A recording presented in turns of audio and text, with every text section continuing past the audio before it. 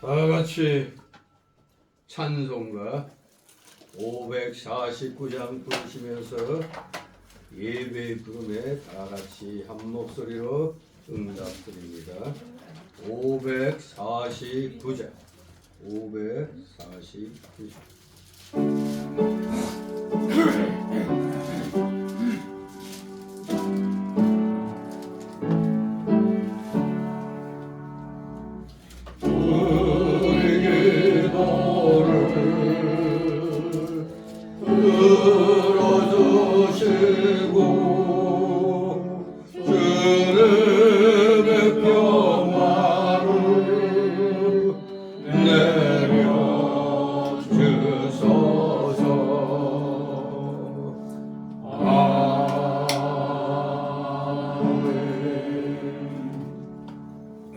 같이 묵도 드립니다.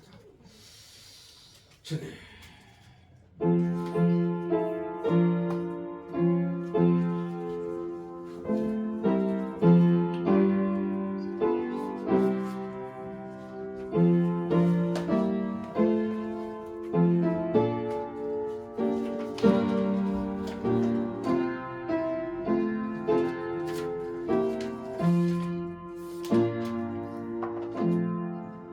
지극히 높은 곳에서는 하나님께 영광이요 땅에서는 기뻐하심을 입은 사람들 중에 평화로다. 아멘. 다 같이 일어나셔서 찬송가 547장 하나님 앞에 올립니다. 547장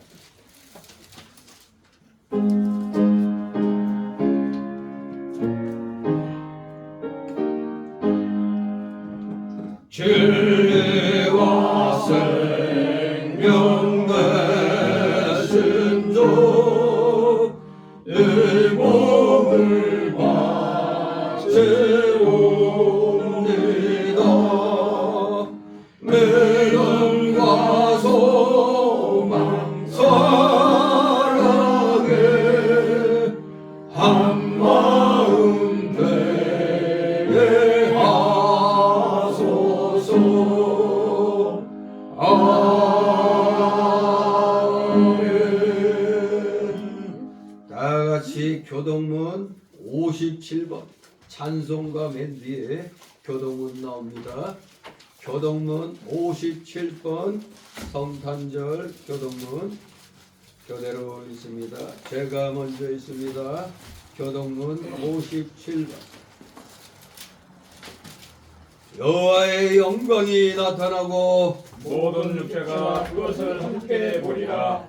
베들렘 에브라다야 너는 유다 족속 중에 작을지라도 이스라엘을 다스릴 자가 내게서 내게로 나올 것이라. 한 아기가 우리에게 낳고 한 아들을 우리에게 주신 바 되었는데 그 어깨에는 정사를 메고 그 이름은 힘자라 보사라 전능하신 하나님이라.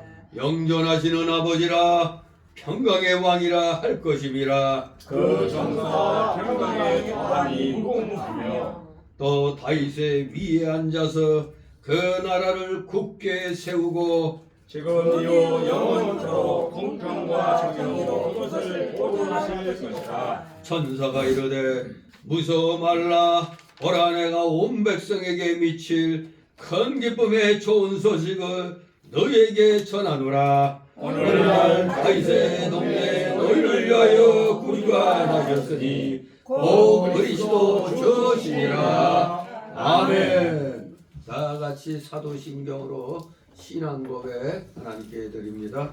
전능하사 천지를 만드신 하나님 아버지를 내가 믿사오며 그 아들 우리 주 예수 그리스도를 믿사오니 이는 성령으로 잉태하사 동정녀 마리아에게 나시고 본디오 빌라도에게 고난을 받으사 십자가에 못 박혀 죽으시고 장사한 지 사흘 만에 죽은 자 가운데서 다시 살아나시며 하늘에 오르사 전능하신 하나님 우편에 앉아 계시다가 저리로서 산자와 죽은 자를 심판하러 오시리라. 성령을 믿사오며 거룩한 공예와 성도와 서로 교통하는 것과 죄를 사하여 주시는 것과 몸이 다시 사는 것과 영원히 사는 것을 믿사옵나이다. 아멘. 다 같이 찬송가 1장 하나님 앞에 올립니다. 찬송가 1장.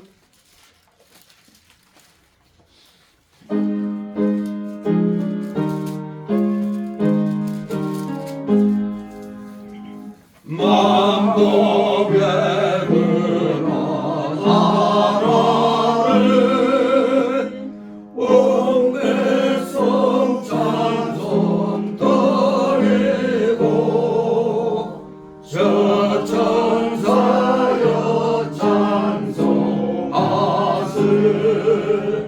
찬송 성부 성자 성령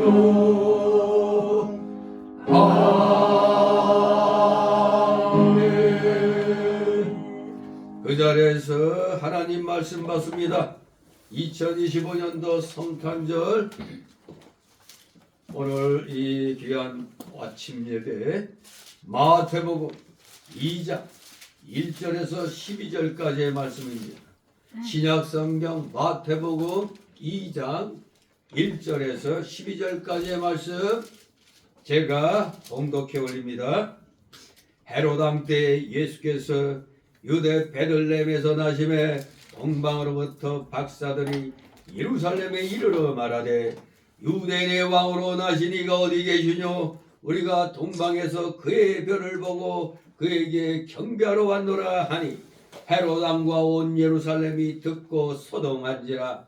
왕이 모든 대제사장과 백성의 서기관들을 모아 그리스도가 어디서 나겠느냐 물으니 가로되 유대 베들레헴이오니 이는 선지자로 이렇게 기록된 바 또 유대 땅 베들레헴아 너는 유대 고을 중에 가장 작지 아니하도다.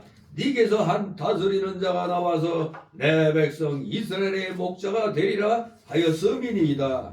이 헤롯이 가만히 박사들을 불러 별이 나타난 때를 자세히 묻고 베들레헴으로 보내며 이르되 가서 아기에 대하여 자세히 알아보고 찾거든 내게 구하여 나도 가서 그에게 경배하게 하라. 박사들이 왕의 말을 듣고 갈새 동방에서 보던 그 별이 문득 앞서 인도하여 가다가 아기 있는 곳 위에 머물러 섰는지라. 저희가 별을 보고 가장 크게 기뻐하더라. 집에 들어가 아기와 그 모친 마리아에 함께 있는 것을 보고 엎드려 아기께 경배하고 보배함을 열어 황금과 유향과 몰약을 예물로 드리니라. 다같이 12절 꿈에 헤롯에게로 돌아가지 말라. 지시하심을 받아 다른 길로 고국에 돌아가니라. 아멘. 모두 제자리에 앉아주시기 바랍니다. 이 시간 하나님 앞에 목회기도 올립니다. 거룩하시며 전지전능하신 하나님 아버지, 만세전에 성삼일체 하나님의 대작정과 대예정 가운데 이 세상의 모든 일들을 계획하시고 때가 되매 천하 우주 만물을 다 창조하시고 또 아담과 하와를 창조하셨어요.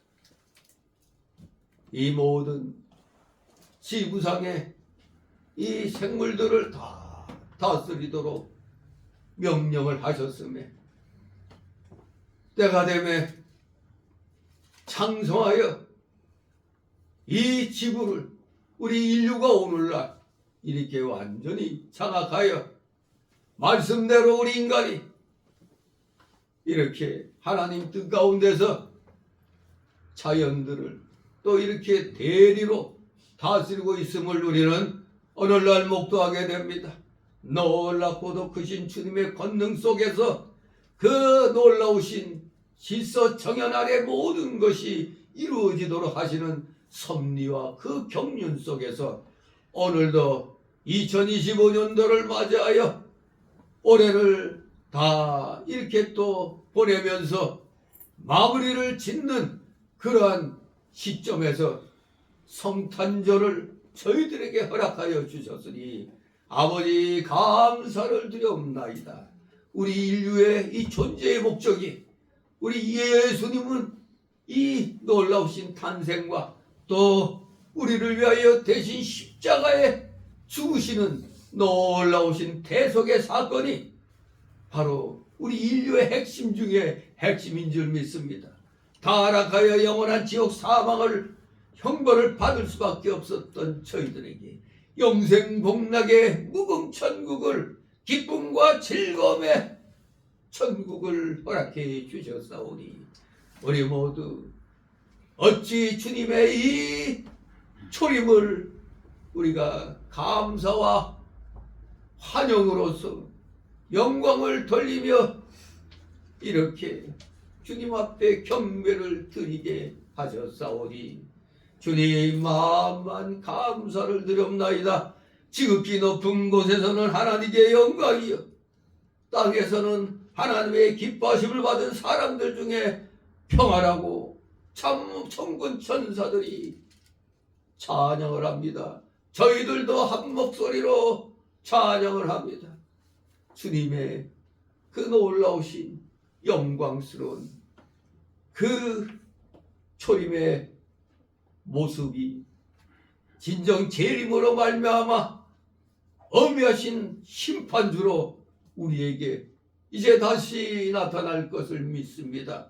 마라나다 신앙으로 재림의 주님을 우리 또 열심을 다하여 고대하며 이 세상에 나와 있는 동안 우리 모두 성경 66권의 진리의 말씀대로 순종하면서 하나부터 열까지 오직 순종, 오직 충성, 오직 헌신으로 하나님께 영광 돌려드리는데 부족함이 없는 우리 모두 되게 하여 주시옵소서. 예수 믿고 오늘날 이 시간까지 우리 모두 살아오고 있나이다. 그 중에 2025년도도 엊그제 시작한 것 같은데 이제 2025년도 5일 정도 남겨놓고 있는 이 시점에서 주님의 이 초림을 기리는 성탄절 예배를 오늘 주일에 앞서서 또 이렇게 드리게 하시니 아버지 감사를 드리옵나이다.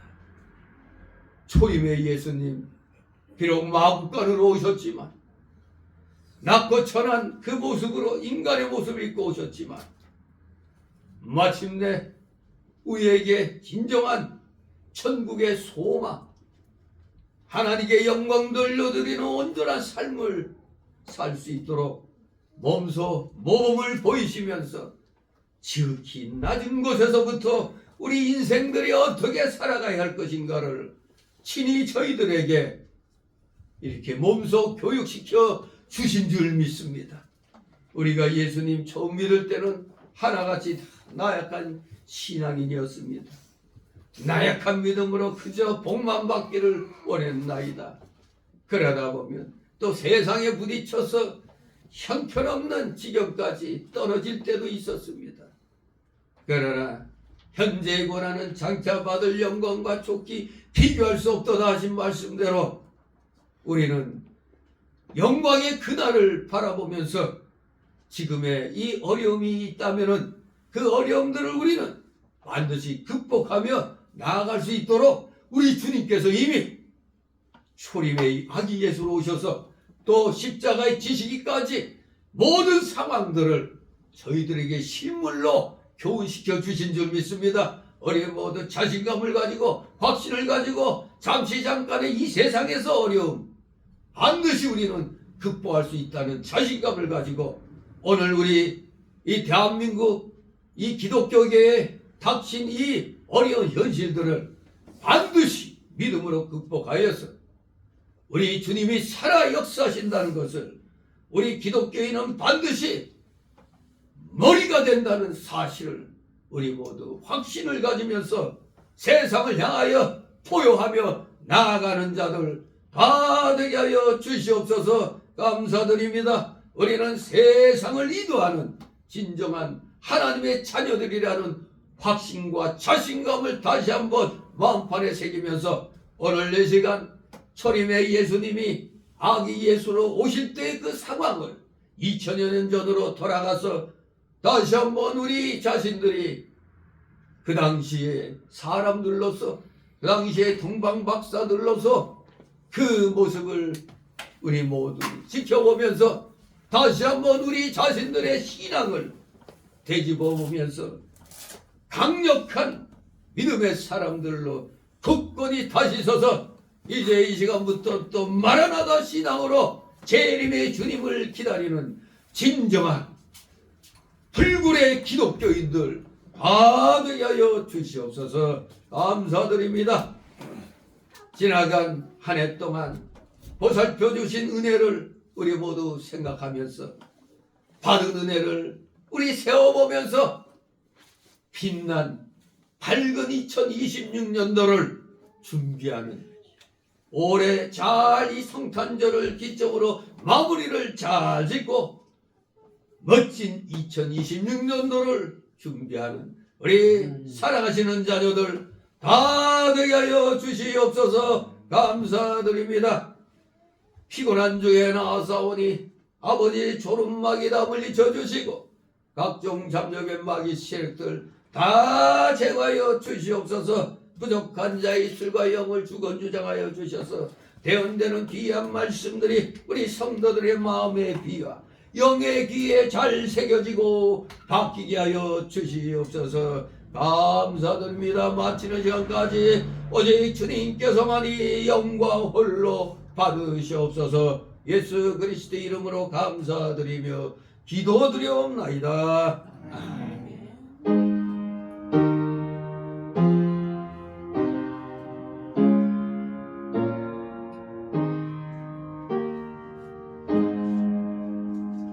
다 같이 찬송가 116장, 찬송가 116장 하나님 앞에 드립니다.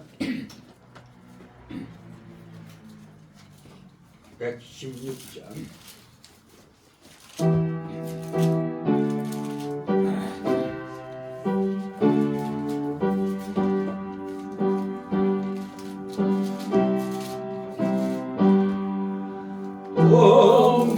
동방박사 쇠사람 귀한 예물 가지고 산을 넘고 물을 건너 별 따라와도다.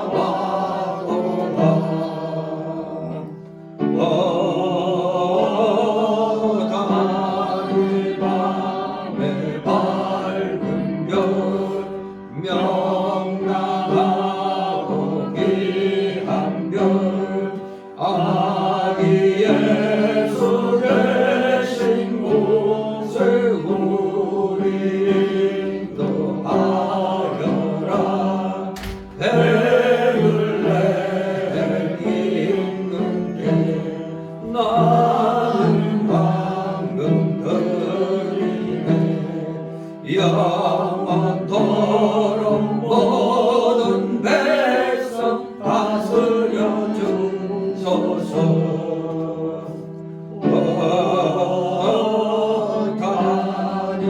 단일만의 밝은 별 명랑하고 귀한 별 아기 예수 계신 곳에 우리 인도하여라.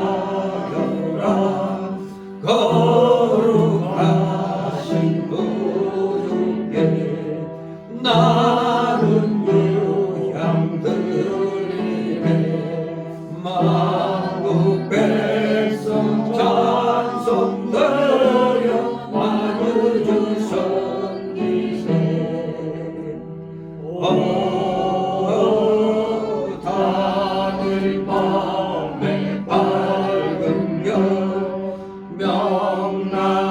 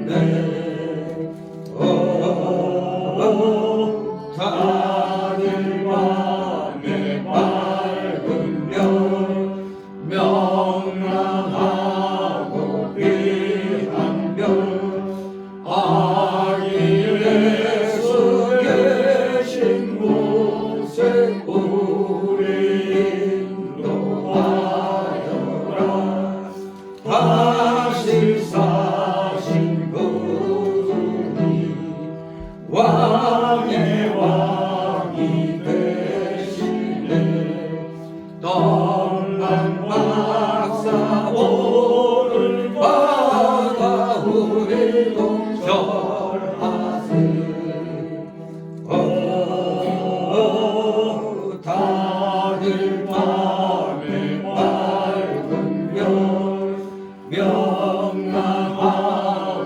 빛한 별 아기 예수 계신 곳에 우리 인도하여라. 아멘. 주님의 이름으로 여러분을 환영합니다. 성탄절이 엊그제 같았는데 바로 또 1년이 지나서 기쁘기도 하면서 개인적으로는 여러분들 또 한 살 먹었습니다. 아직 떡국은 안 먹었지만 성탄절을 맞이해서 또 우리는 한 해가 지나갔음을 실감을 하게 됩니다. 해마다 살펴보는 성탄절기에 해당되는 이 말씀들, 다시 한번 우리 자신이 작년에 들었던 말씀들, 그것을 우리가 상기하면서 정말 복된 그러한 한 해를 보냈는지를 우리 한번 살펴봐야만 되겠습니다. 우리가 한 해 동안 과연 여기 말씀한 대로 몰약과 황금과 몰약과 유향을 드리는 삶을 우리가 잘 살아왔는가를 우리 모두 되짚어 보면서 오늘 또 말씀을 통해서 다시 한번 여기 등장하는 동방박사들보다는 우리가 한 단계 더 뛰어난 그런 신앙을 우리는 지녀야 되겠습니다. 왜냐? 이 동방박사들은 성경 말씀에 대해서 잘 모릅니다. 그런데 여러분들은 동방의 이 박사들보다도 박박사, 어떤 면에서 성경 말씀에 있어서 박박사가 여러분은 되신 겁니다. 동방박사들보다 한층 말씀에 뛰어난 실력을 여러분들이 갖고 있기 때문에 여러분들 자신감을 가지고 우리도 이 동방박사들이 한 것 이상의 황금과 유향과 몰약 드리는 삶을 사는데 최선을 다하는 진정한 믿음의 용장들 되시기를 소망합니다. 자, 오늘 이렇게 마태복음 2장 1절 12절을 통해서 예수님 탄생의 그 보편적인 의미를 우리가 살펴보도록 합니다. 오늘 제목이 뭡니까? 경배하는 동방박사들, 경배하는 동방박사들이라는 제목으로 오늘 이 2장에서의 예수님 탄생의 그 보편적인 의미를 살펴보도록 하겠습니다. 잘 아시는 대로 1장은 예수님 탄생 이전의 사건으로서 쭉 족보가 기록되어 있죠. 그러면서 2장은 탄생 이후의 사건을 기록하고 있는 것입니다. 이 부분의 기록에 의하면은 이걸 가지고 퀴즈 문제 낼 수도 있는데 맨 먼저 아기 예수께 경배하러 온 자들이 누구냐 이겁니다. 동방박사들이냐 목자들이냐? 목자. 작년에 걸 기억하고 있네요. 여기서 보면은 맨 먼저 예수님께 경배하러 온 자들은 동방박사들이 들러 보이지만 이방인을 대상으로 하는 누가복음에 보면은 목자들이 먼저 와서 경배를 하러 왔습니다. 그렇게 기록되어 있어요. 목자들이 먼저 경배하러 왔다고 기록되어 있습니다. 그래서 우리는 이 마태복음의 이 동방박사들의 방문과 누가복음의 목자들의 방문 두 기사를 종합해서 살펴보면 분명한 결론이 나오죠. 목자들이 먼저 도착하고 나중에 박사들이 도착한 것으로 보는 것이 아주 시간상으로도 타당하게 보입니다. 바로 이 같은 사실에는 우리 예수님이 자기 백성에게는 처음부터 배척을 받으셨다는 것. 그러나 이방인들로부터는 존경을 받았다는 점이 아주 예리하게 목자들의 방문과 동방박사들의 방문을 통해서 예리하게 이 사건이, 이 내용이 암시되어 있는 겁니다. 동양 사람들로부터는 배척받았으나 이방인들로부터는 존경을 받았다. 그렇습니다. 무슨 말이냐 하면 복음의 확산이 유대인들에게는 거침돌이 되었지만 이방인들에게는 더할 나위 없는 기쁜 소식이 된 것입니다.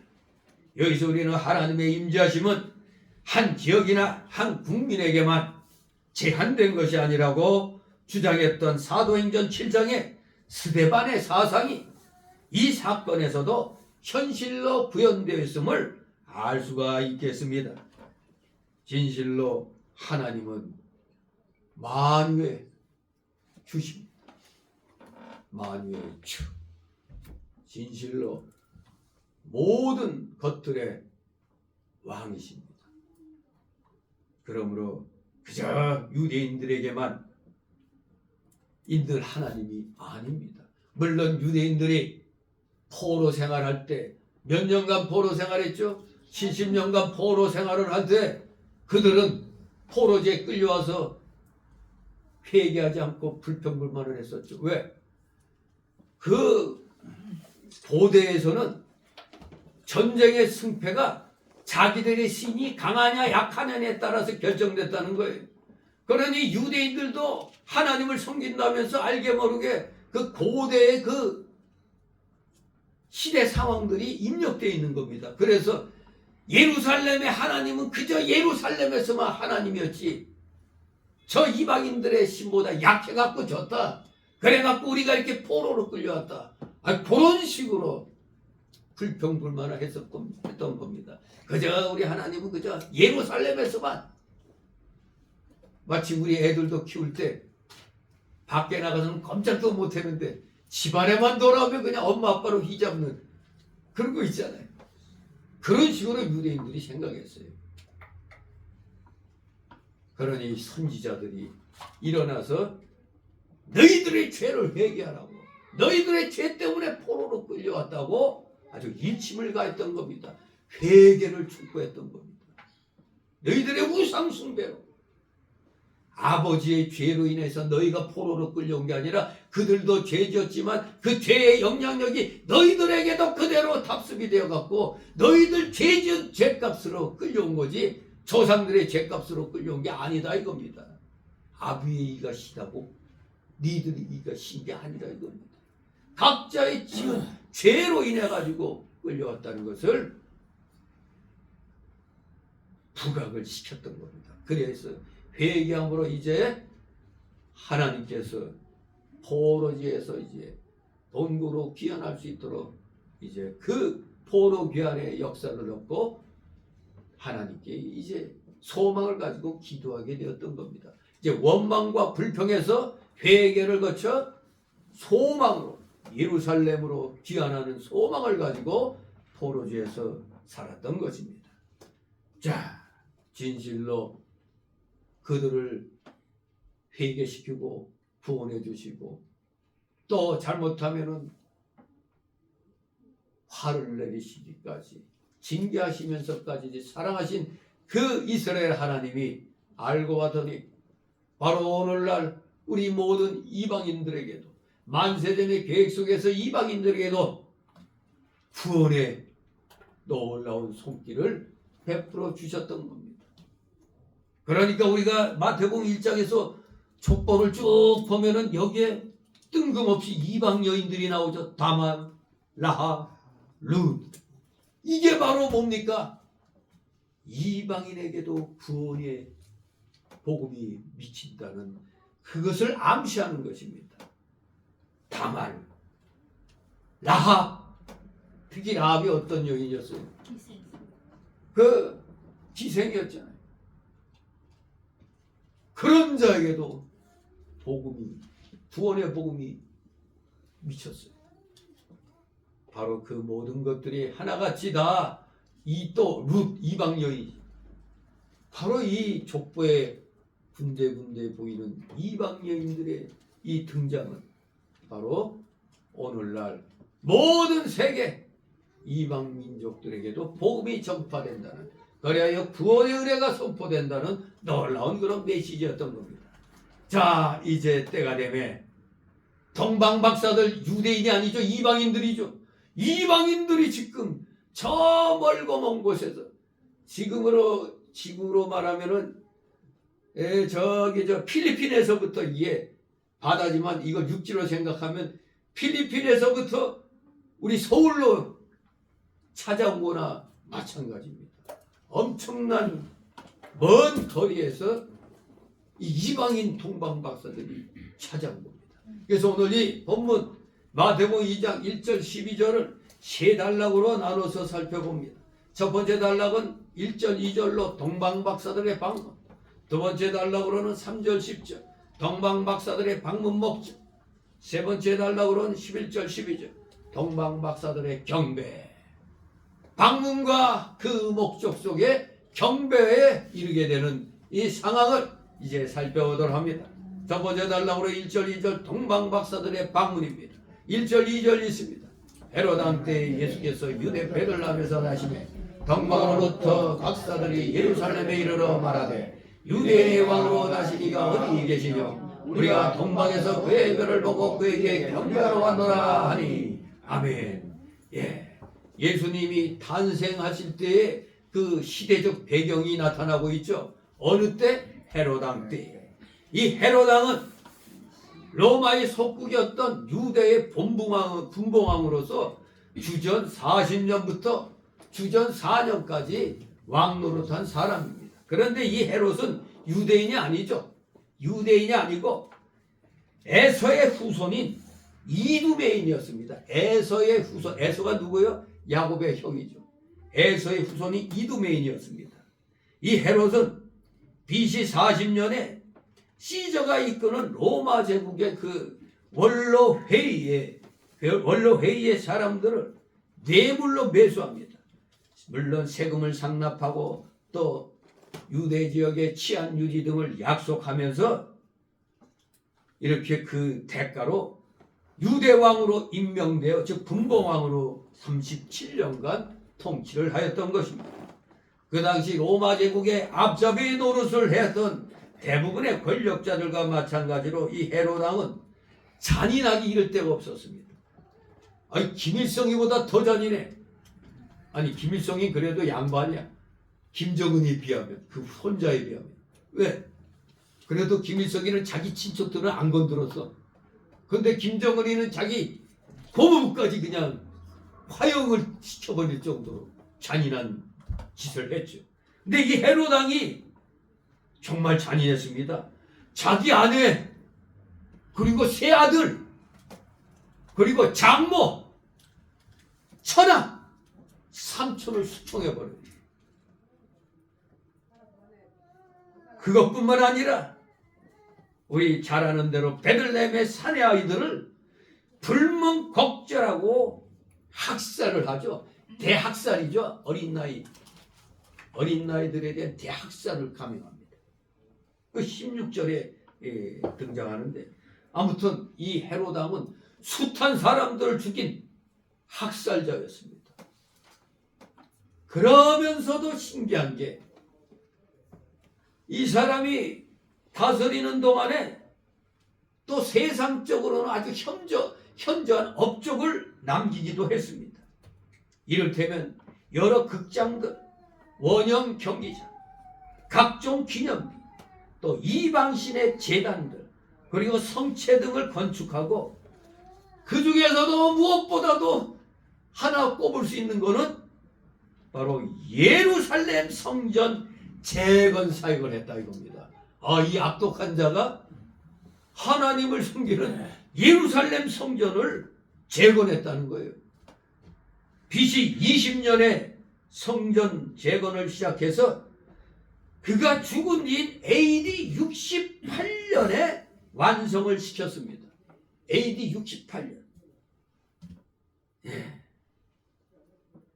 여기서 우리는 뭐를 알 수 있는가?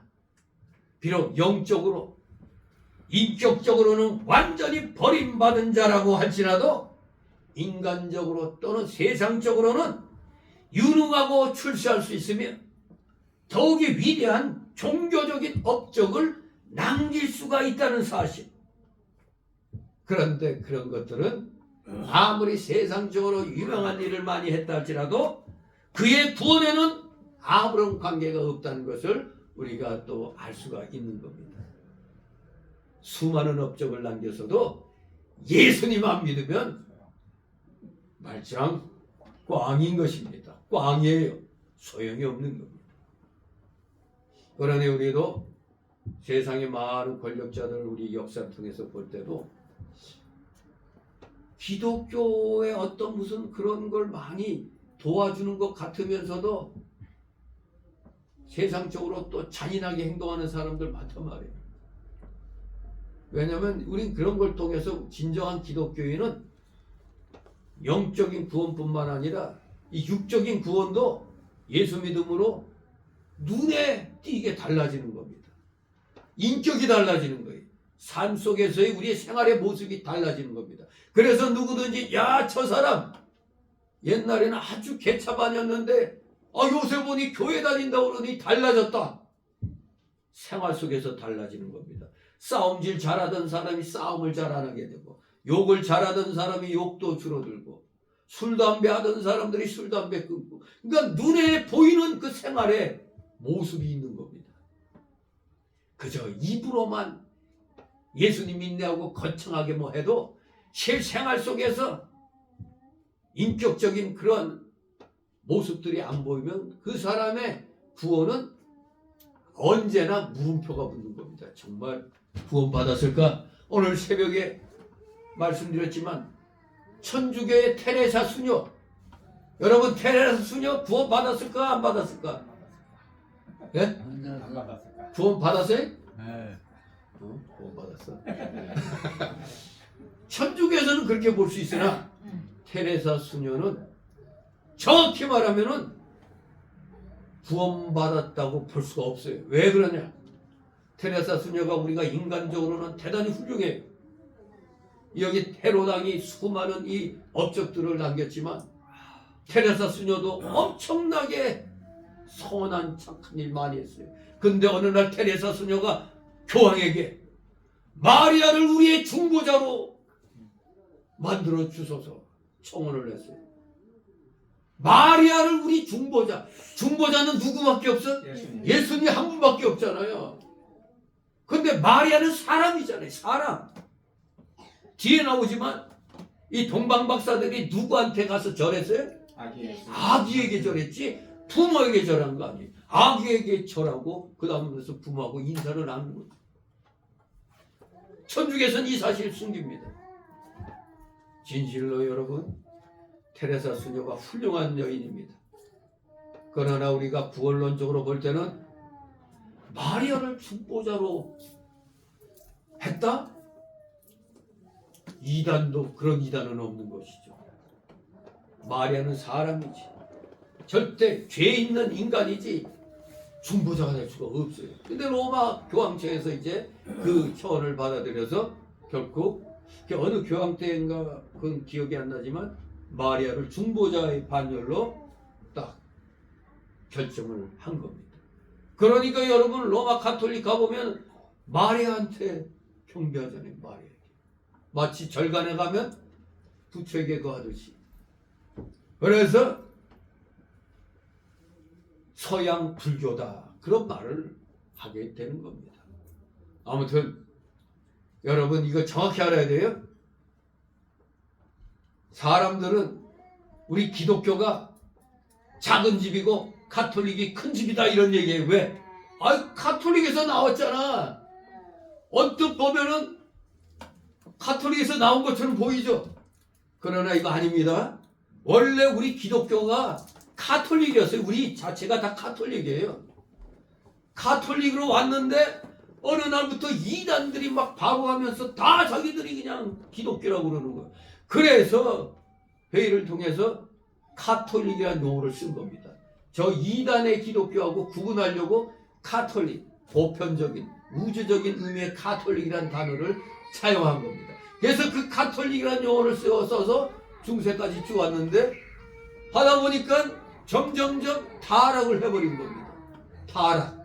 타락 속에서 여기서 그래서 루터와 칼빈, 즈밍글레이 이런 종교 개혁자들이 원래대로 돌아가자. 그게 종교 개혁입니다.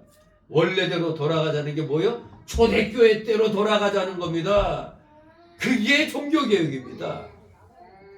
그런데 엉뚱하게 그 사실만 알고 카톨릭이란, 쉽게 말하면 카톨릭이란 이 낡아빠진 옷을 벗어버린 거예요. 그래서 원래 기독교로 돌아갔는데 이 벗어버린 카톨릭이라는 옷을 그대로 주워 입고 온 게 오늘날의 로마 카톨릭입니다.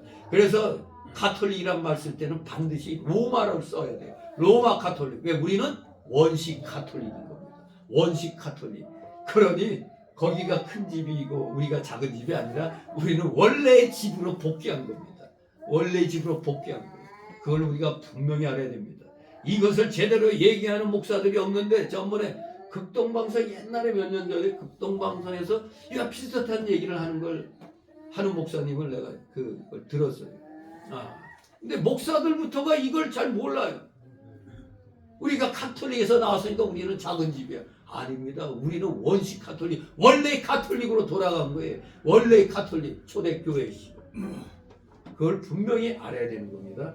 캐톨릭이라는 용어 자체를 갖다 착각하면 안 됩니다. 원래가 우리가 카톨릭이었어요. 용어가 카톨릭이에요. 지금은 로마 카톨릭입니다. 로마 카톨릭. 분명히 아시기 바랍니다. 자, 이렇게 훌륭한 사람일지라도, 종교적 업적을 남길 수 있는 훌륭한 사람이란 말을 들을지라도, 구원론적으로 볼 때는 헤로당도 구원받지 못했고 테레사 수녀도 구원받았다고 말할 수가 없는 겁니다. 의심스럽다. 유명한 이 목회자들도 직접 테레사 수녀가 구원받았어요? 안 받았어요? 물어보면 대답을 못합니다. 왜? 잘못했다가 로마 카톨릭으로부터 엄청난 공격을 당할 수도 있어요. 그래서 침묵합니다. 아이고, 구원받았겠지. 아니면 가장 현명한 말이 뭡니까? 죽어봐야 알지. 죽어봐야 알기 뭘 알아요. 우리가 그래도 우리의 삶의 행적을 통해서 확신할 수가 있잖아요. 100%라고 할 수는 없지만, 왜? 속이는 사람들이 있잖아요. 믿음 좋죠. 하지만 진정 구원받은 사람들은 생활 속에서 분명히 구원받은 흔적이, 증거가 분명히 나타나는 겁니다. 자, 어쨌거나 이 헤로랑은 나름대로 악한 일과 선한 일을 했지만서도, 했다는 선한 일은 이거는 구원과는 관계가 없다. 자, 이런 시대에 동방으로부터 박사들이 예루살렘에 도착을 합니다. 그러면서 유대인으로 왕으로 나시니가 어디 계시뇨 물어봅니다. 예수 그리스도는 바로 유대인의 왕이십니다. 유대인들은 오랫동안 메시아를 대망하고 있었습니다. 또 언젠가 유대에서 한 인물이 태어나 그 민족을 구원하고 천하를 차지하리라는 예언과 믿음이 세계 각지로 흩어진 유대인들에 의하여, 즉 디아스포라 유대인들에 의하여 이방 지역에까지 널리 알려져 있었던 겁니다. 그러므로 이 박사들 역시 그런 소문을 듣고 나름대로 또 어떤 성령의 감동이 임했을 겁니다. 그래서 이 박사들은 이 별의 주인이 바로 그 유대인의 왕임을, 메시아임을 확신했을 것입니다. 아무튼 이 2절을 기록한 마태의 의도는 이방인조차 예수님을 유대인의 왕으로 알고 그를 주님으로 경배하러 왔다는 사실을 보여주는데 이 2절의 기록 목적이 있는 겁니다. 이방인조차도 예수님을 유대인의 왕으로 알고 있구나. 그래서 그를 주님으로 경배하기 위하여 그 머나먼 길을 왔구나. 이것을 기록하려고 했던 겁니다. 진실로 구약 예언들의 성취인 겁니다. 아니, 왜 그래? 영적으로, 정신적으로 이제 하나님의 왕국은 시작이 된 겁니다. 여기 이 메시아, 히브리어로 구주를 메시아라고 그래요. 헬라어로는 그리스도, 우리말로 구주 또는 구세주, 그렇게 얘기를 하죠. 근데 이 정통 보수주의자들은 주로 구주란 용어를 많이 써요. 근데 자유주의자들은, 신학자들은 구세주란 용어를 또 많이 써요. 신기한 일이죠. 아무튼 메시아 이꼬르 그리스도 이꼬르 구주 또는 구세주입니다.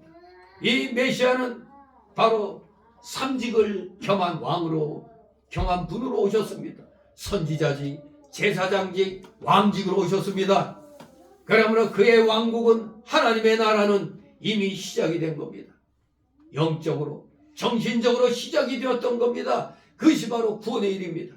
그것이 참된 교회인 것입니다. 예수님은 지금 왕이십니다. 만왕의 왕이시며 특히 교회의 머리이시며 주님이 되십니다. 처음 오실 때는 아기 예수로 참으로 아주 미약한, 그래서 십자가를 지시는 고난의 종으로 오셨지만 이제 다시 오실 예수님은 뭐로 오십니까? 영광의 왕으로 심판의 재림주로 오실 것입니다. 왕은 통치자일 뿐만 아니라 또한 보호자입니다. 원수 마귀의 시험과 환난으로부터 그의 백성을 보호하십니다. 우리는 그에게 그러므로 즐겁게 기쁨으로 순종해야 하는 것입니다. 또한 하나님 왕국을 위해서, 하나님 나라를 위해서 우리는 즐겁게 봉사해야 되는 겁니다. 봉사도 즐겁게 하는 겁니다. 우리 기독교인들 세상 사람들 올 때 약간 맛이 갔죠? 왜? 자기 돈 내고 봉사하고 있어. 에? 신기한 일 아닙니까? 세상에서는 내 돈 받고 일하는데 교회에서는 내 돈 내고 봉사하는 겁니다. 아, 신기한 일입니다. 그래도 기쁘잖아요. 그렇습니다. 우리는 이렇게 순종하면서 즐거운 마음으로, 기쁜 마음으로 봉사를 하고 있습니다. 마태복음 6장 33절에 너희는 하나님 나라와 그의 의를 구하라고 했습니다. 주 기도문에서도 주의 나라가 임하옵소서 우리는 기도합니다. 진실로 우리는 이 하나님 나라에서, 하나님 나라의 이 작은 신호탄이 각 지역의 각 나라의 이 눈에 보이는 이 가시적인 교회들입니다. 불가시적인 교회는 단 하나밖에 없죠. 전 세계 하나밖에 없어요. 영적인 교회. 그러나 눈에 보이는 가시적인 교회는 나라마다 지역마다 엄청 많이 있는 것입니다.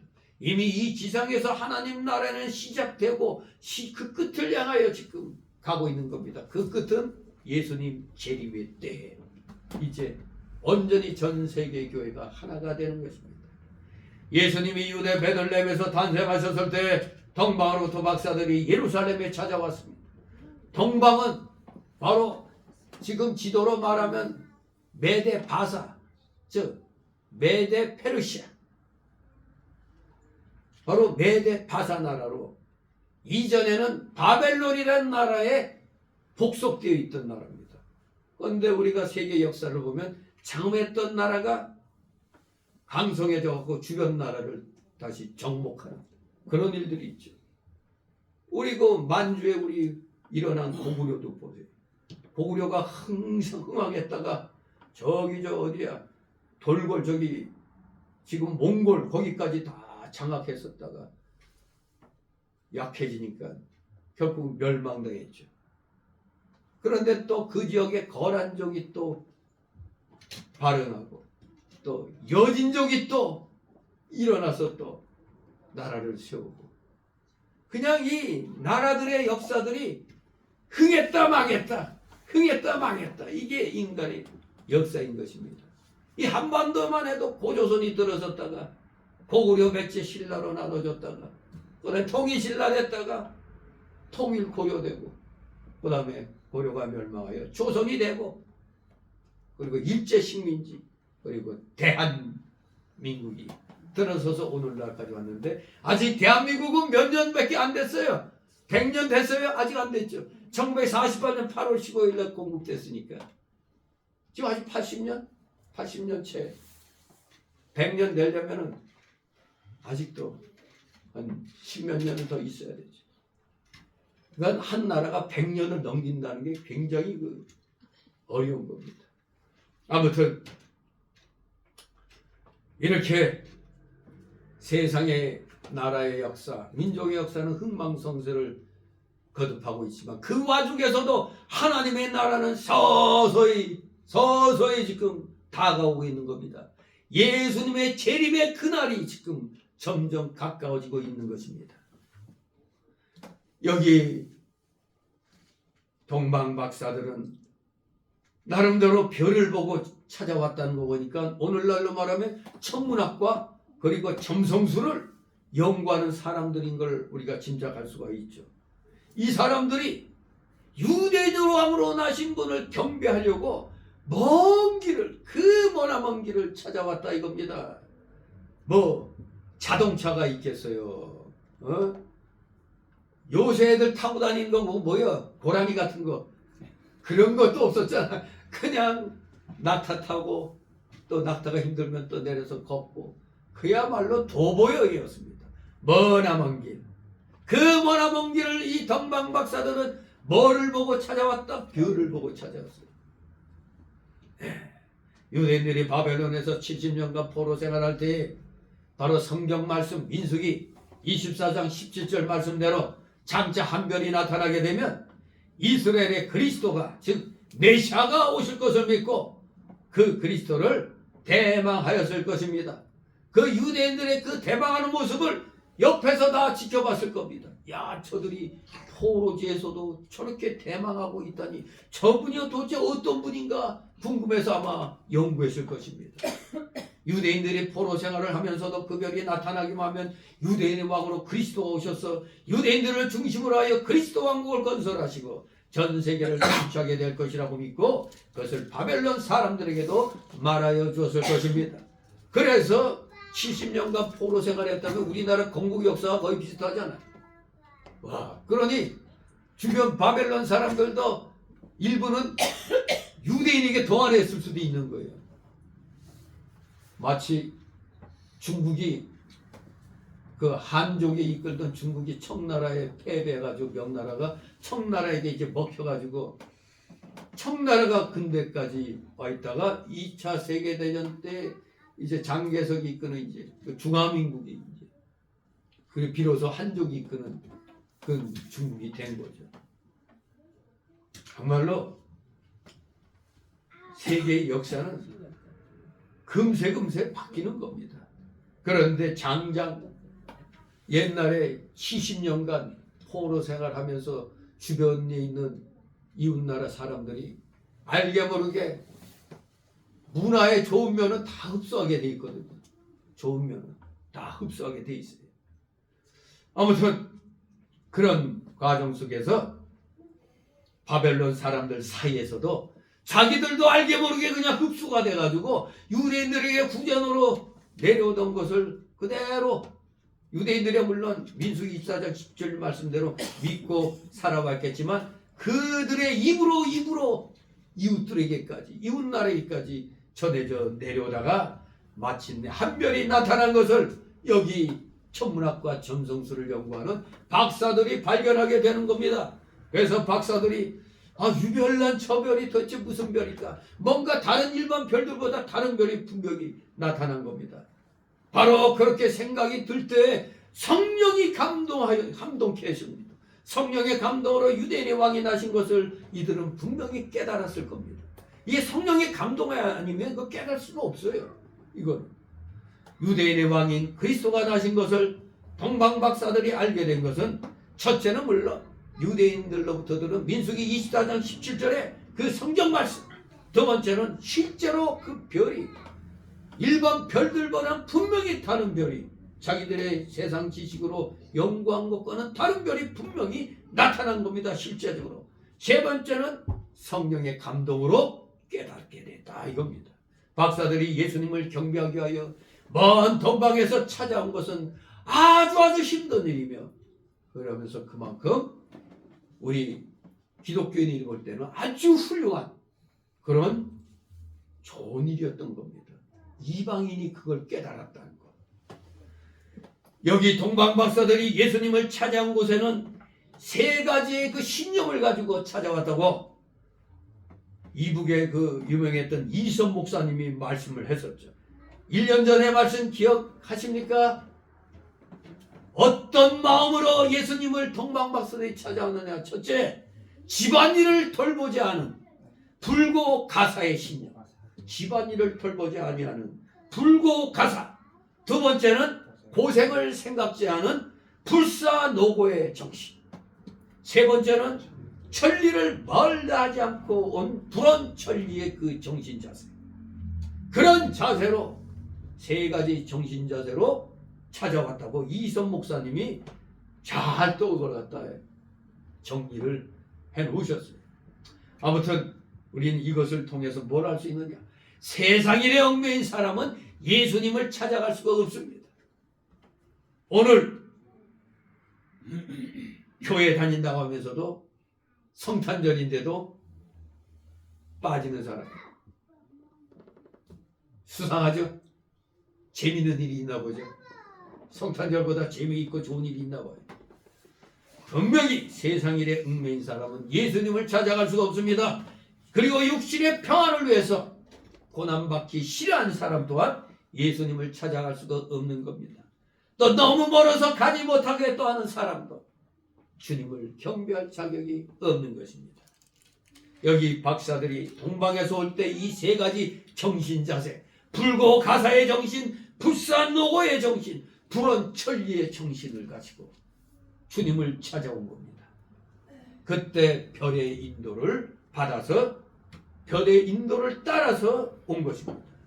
그 별은 실제로 나타난 별이고 역사적인 사실입니다. 그 별이 한 곳에 가만히 있지 않냐고 동방에서 유다 나라를 향하여 이동한 별입니다. 하나님께서 과학적으로 말하면 어떤 해성을 이용하셨는지 아니면 새로운 별을 나타나게 하셨는지는 알 수가 없습니다만 실제적으로 박사들을 동방에서부터 유다 나라까지 인도하여 온 것은 틀림없는 역사적인 사실인 것입니다. 짠 하면 여기에 뭐가 있어요? 저기 웬 그림자 실루엣이 있네. 낙타 타고 여기까지 오고 있습니다. 예, 역사적인 사실입니다. 그러면 오늘날에는 우리는 어떻게 인도함 받습니까? 오늘날에는 우리를 인도하는 영적인 빛이 있죠. 성도를 인도하는 그 빛은 바로 하나님의 말씀과 영감의 빛입니다. 하나님의 말씀, 성경을 하나의 역사적인 사실로만 보아넘겨서는 안 됩니다.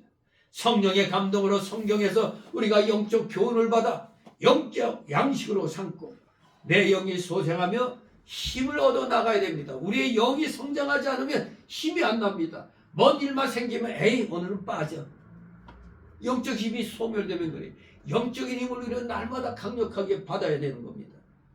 말씀이 우리를 인도하고 영감, 즉 성령의 감동이 우리를 인도하고 계시는 겁니다.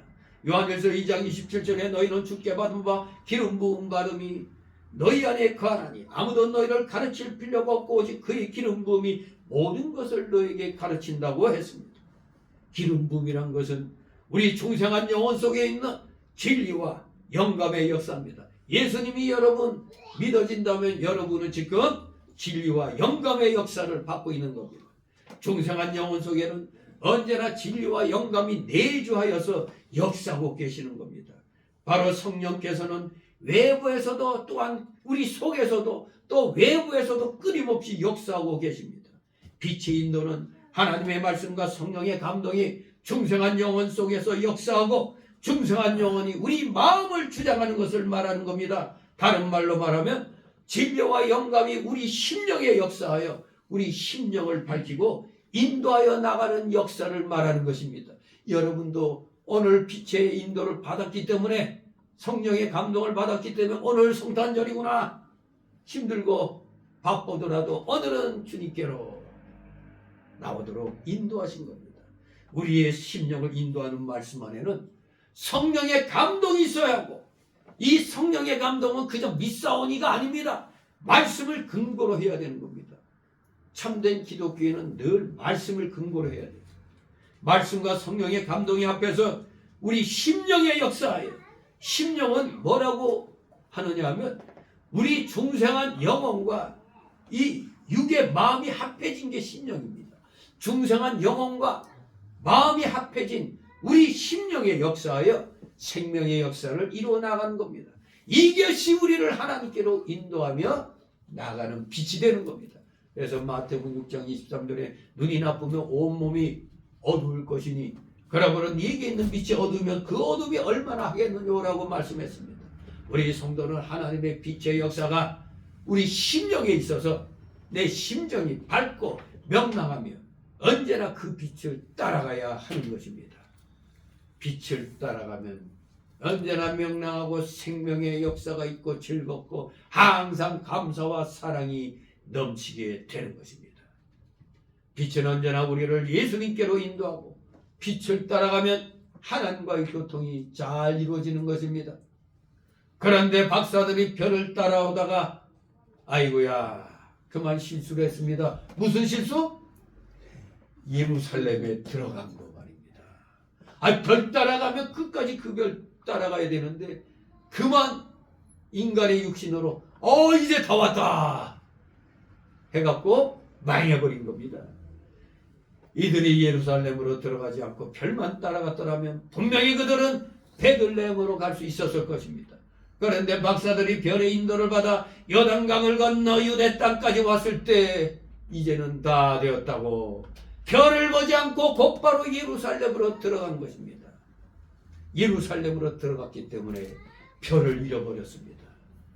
그 험악한 산악지역 사막을 건너다가 딱 요단강 건너니 커다란 이 성읍이 보이잖아요. 그러니 아이고 이제 다 왔다 하면서 그만 별을 안 보게 된 겁니다.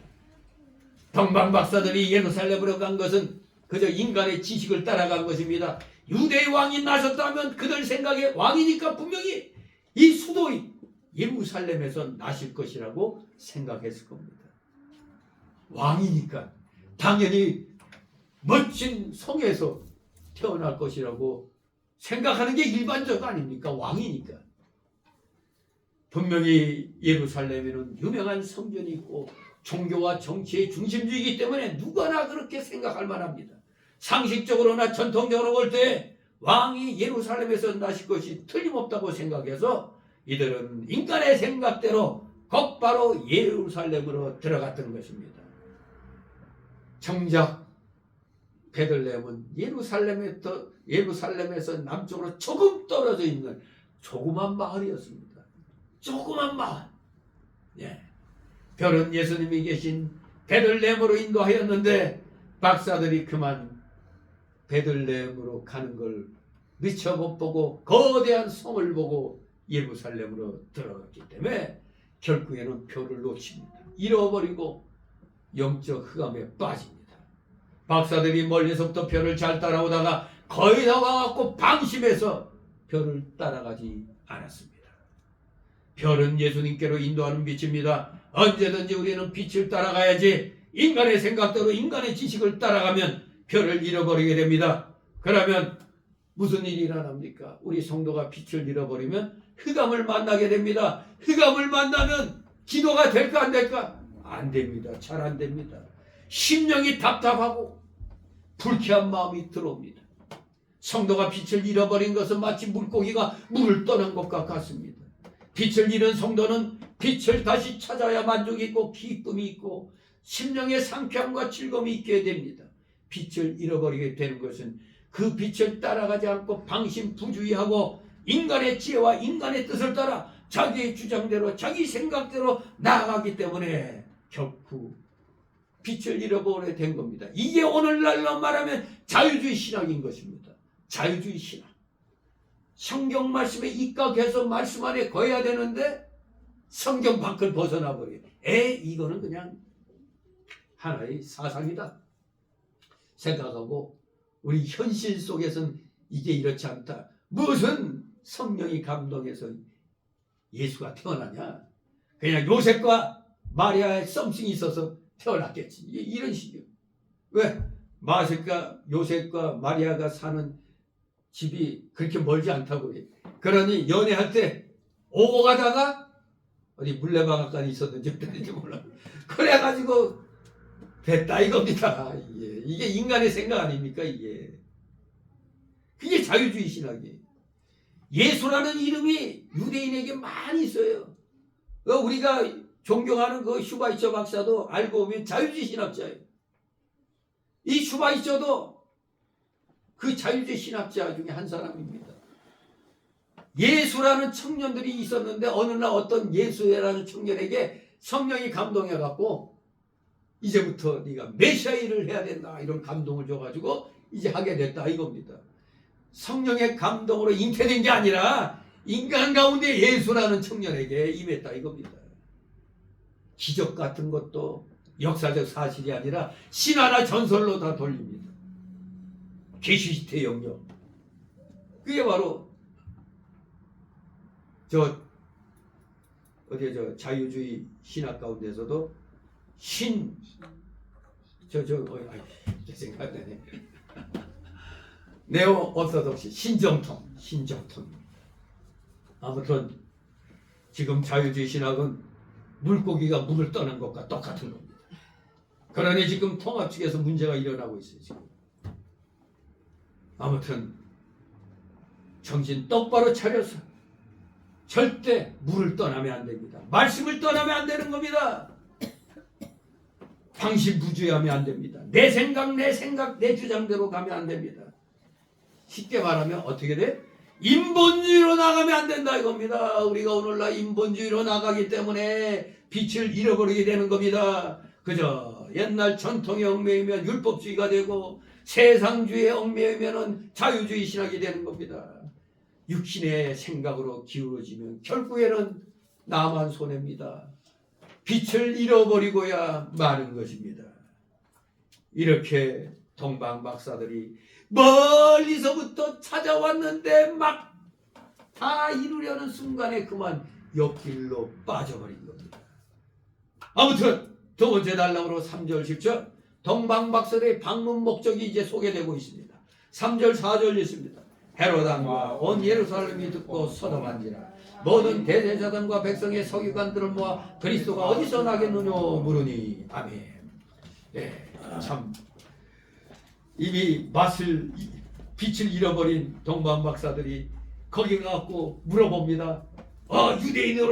유대인의 왕으로 나실 이가 어디 계시냐 물어봤습니다. 그러니 큰 소동이 일어났고 복잡한 일이 많이 생겼던 겁니다. 헤롯은 자기 왕권에 대한 불안으로 일반 민중들은 각각 자기가 처한 환경대로 메시아 탄생 소식을 접하고 큰 충격을 받았던 겁니다. 왜냐하면 메시아의 탄생은 여기 이스라엘 민족에게 있어서는 그저 큰 사건 중에 하나가 아니라 다른 모든 사건의 의미를 결정짓는 사건, 바로 그 자체였기 때문에 당연히 소동이 일어날 수밖에 없었습니다. 그렇습니다. 성도가 빛을 잃어버리면 마음부터 뒤숭숭하고 복잡해집니다. 박사들의 말을 듣고 헤롯 왕이 모든 대제사장과 백성의 서기관들을 불러서 그리스도가 어디서 나겠느냐고 아주 점잖게 물어봤습니다. 검은 속셈을 숨기고 자기도 메시아를 찾는 것처럼 행세하는 겁니다. 이 세상에는 예수님을 찾는 사람이 많이 있습니다. 그러나 그들 모두 찾는 목적이 다 다릅니다. 첫째는 여기 헤롯 왕은 왜 예수님 찾죠? 죽이려고. 그렇죠. 죽이려고 찾는 겁니다. 감히 내 왕위를 노리는 자가 생겨 말이 안 되죠. 두 번째로는 제사장은 뭔 짓을 돈벌이 하려고. 그걸 이용해 가지고 돈벌이 하려고 찾는 겁니다. 오늘날 은사주의자들이 하나님이 주신 은사를 이용해서 처음에는 기쁘고 좋은 마음으로 선한 마음으로 하다가 어느 날 보니까 돈벌이가 되는 거야. 간증 테이프 만들어 갖고 막 팔어. 예? 그러면서 그 틈에 또 끼워 팔기, 뭐 이상한 물건 갖고 와서 또 끼워 팔기 하면서 돈벌이 합니다. 예. 참으로 기가 막힌 일들을 우리 인간들은 합니다. 또 서기관은, 여기 나오는 서기관들은 자신들 명예를 위해서 찾는 겁니다. 우리가 성경을 연구했더니 과연 연구한 대로 이루어졌다. 그러면 서기관들 열심히 성경을 연구했구나. 역시 학자들은 다르다. 이 명예를 얻기 위해서. 그러면 백성들은 왜? 호기심으로 예수님을 찾았으나 오직 여기 박사들만이 경배하기 위하여 예수님을 찾았던 겁니다. 우리도 오직 주님께 경배할 목적으로만 주님을 찾아야지 돈벌이 수단으로 호기심으로 명예를 얻으려고 하면 아니 되는 것입니다. 해마다 크리스마스가 되면은 많은 사람들이 크리스마스에 이렇게 추리를 만들어 놓고 성탄절을 축하하죠. 저 여기 프로젝터로 한 거 저것도 멋진 거죠. 뭐 만드는 거니까. 여기 또 곽 권사님 말대로 여기 전지 넣으니까 이게 불이 들어오네요. 별도 불이 들어왔어요. 별. 네, 다 이렇게 여러 가지 모양으로 축하합니다. 그런데 목적은 다 다릅니다. 근데 지금은 아주 지금 굉장히 어려운 때다 보니까 삭막하죠. 길거리가. 옛날엔 정말로 그냥 징글뱅징글하고 막 그냥 캐롤이 울리고 그랬는데 어느 날부터 무슨 저작권이니 어쩌니 해가지고 캐롤도 마음대로 못 불렀다가 돈 내야 돼. 저작권 그것 때문에. 아무튼 오늘날에는 술집도 별로 재미가 없나 봐요. 근데 한때 술집들은 손님들을 끌어들여 갖고 술을 많이 팔려고 성탄절을 이용하죠. 그냥 그래서 어디보다도 성탄절 분위기가 제일 먼저 오는 데가 술집이었어요. 근데 요새는 좀 그렇진 않지만 많이 죽었어요. 백화점 역시 유튜브를 통해서 멋진 그 크리스마스 장치해 놓은 그 건물들하고 백화점이 소개된 걸 제가 봤는데 와, 그 뭐 저기 코엑스도 그렇고 롯데 거기도 그렇고 굉장하더라고요. 그거 한번 구경 가고 애들 데리고 구경 가고 싶더라고요. 엄청나게 그 장치를 해놨더라고요. 아무튼 이유는 백화점들은 손님 끌려고 크리스마스 추리를 만들어 놓는 겁니다. 그런데 지금은 물론 잡아 죽이려고 예수님 찾는 사람은 없습니다만 이 헤롯 때는 잡아 죽이려고 예수님을 찾는 자가 있었던 겁니다. 그러면서도 일반 국민들 가운데는 육신의 향락을 누리려고 찾는 사람들이 많이 있는 것이 현실입니다. 그러나 우리 성도들은 여기 동방박사처럼 진정으로 예수님을 영접하고 경배하기 위하여 예수님을 찾아야 됩니다. 여러분들은 오늘 경배드리기 위하여 예수님을 찾아 여기 예배당에 나온 겁니다. 박사들이 빛을 잃어버렸기 때문에 지금 심령이 답답함에 빠져 있고 어떻게 해야 예수님을 찾아서 경배할 수 있을까? 이들은 간절히 사모하게 되었던 겁니다. 우리 성도는 심령 속 깊은 곳에서 주님을 간절히 사모하고 찾아서 경배하고자 하는 애타는 심정이 있어야 됩니다. 우리는 이 애타는 심정이 성탄절만이 아니라 매 주일마다 이 마음이 일어나야 됩니다. 5절 6절 있습니다. 가로대 유대 베들레헴이오니 이런 선지자로 이렇게 기록됩니다. 또 유대 땅 베들레헴아 너는 유대 고을 중에 가장 작지 아니하도다. 내게서 다스리는 자가 나와서 내 백성 이스라엘 목자가 되리라 하였음이니이다. 아멘. 역시 서기관은 달랐습니다.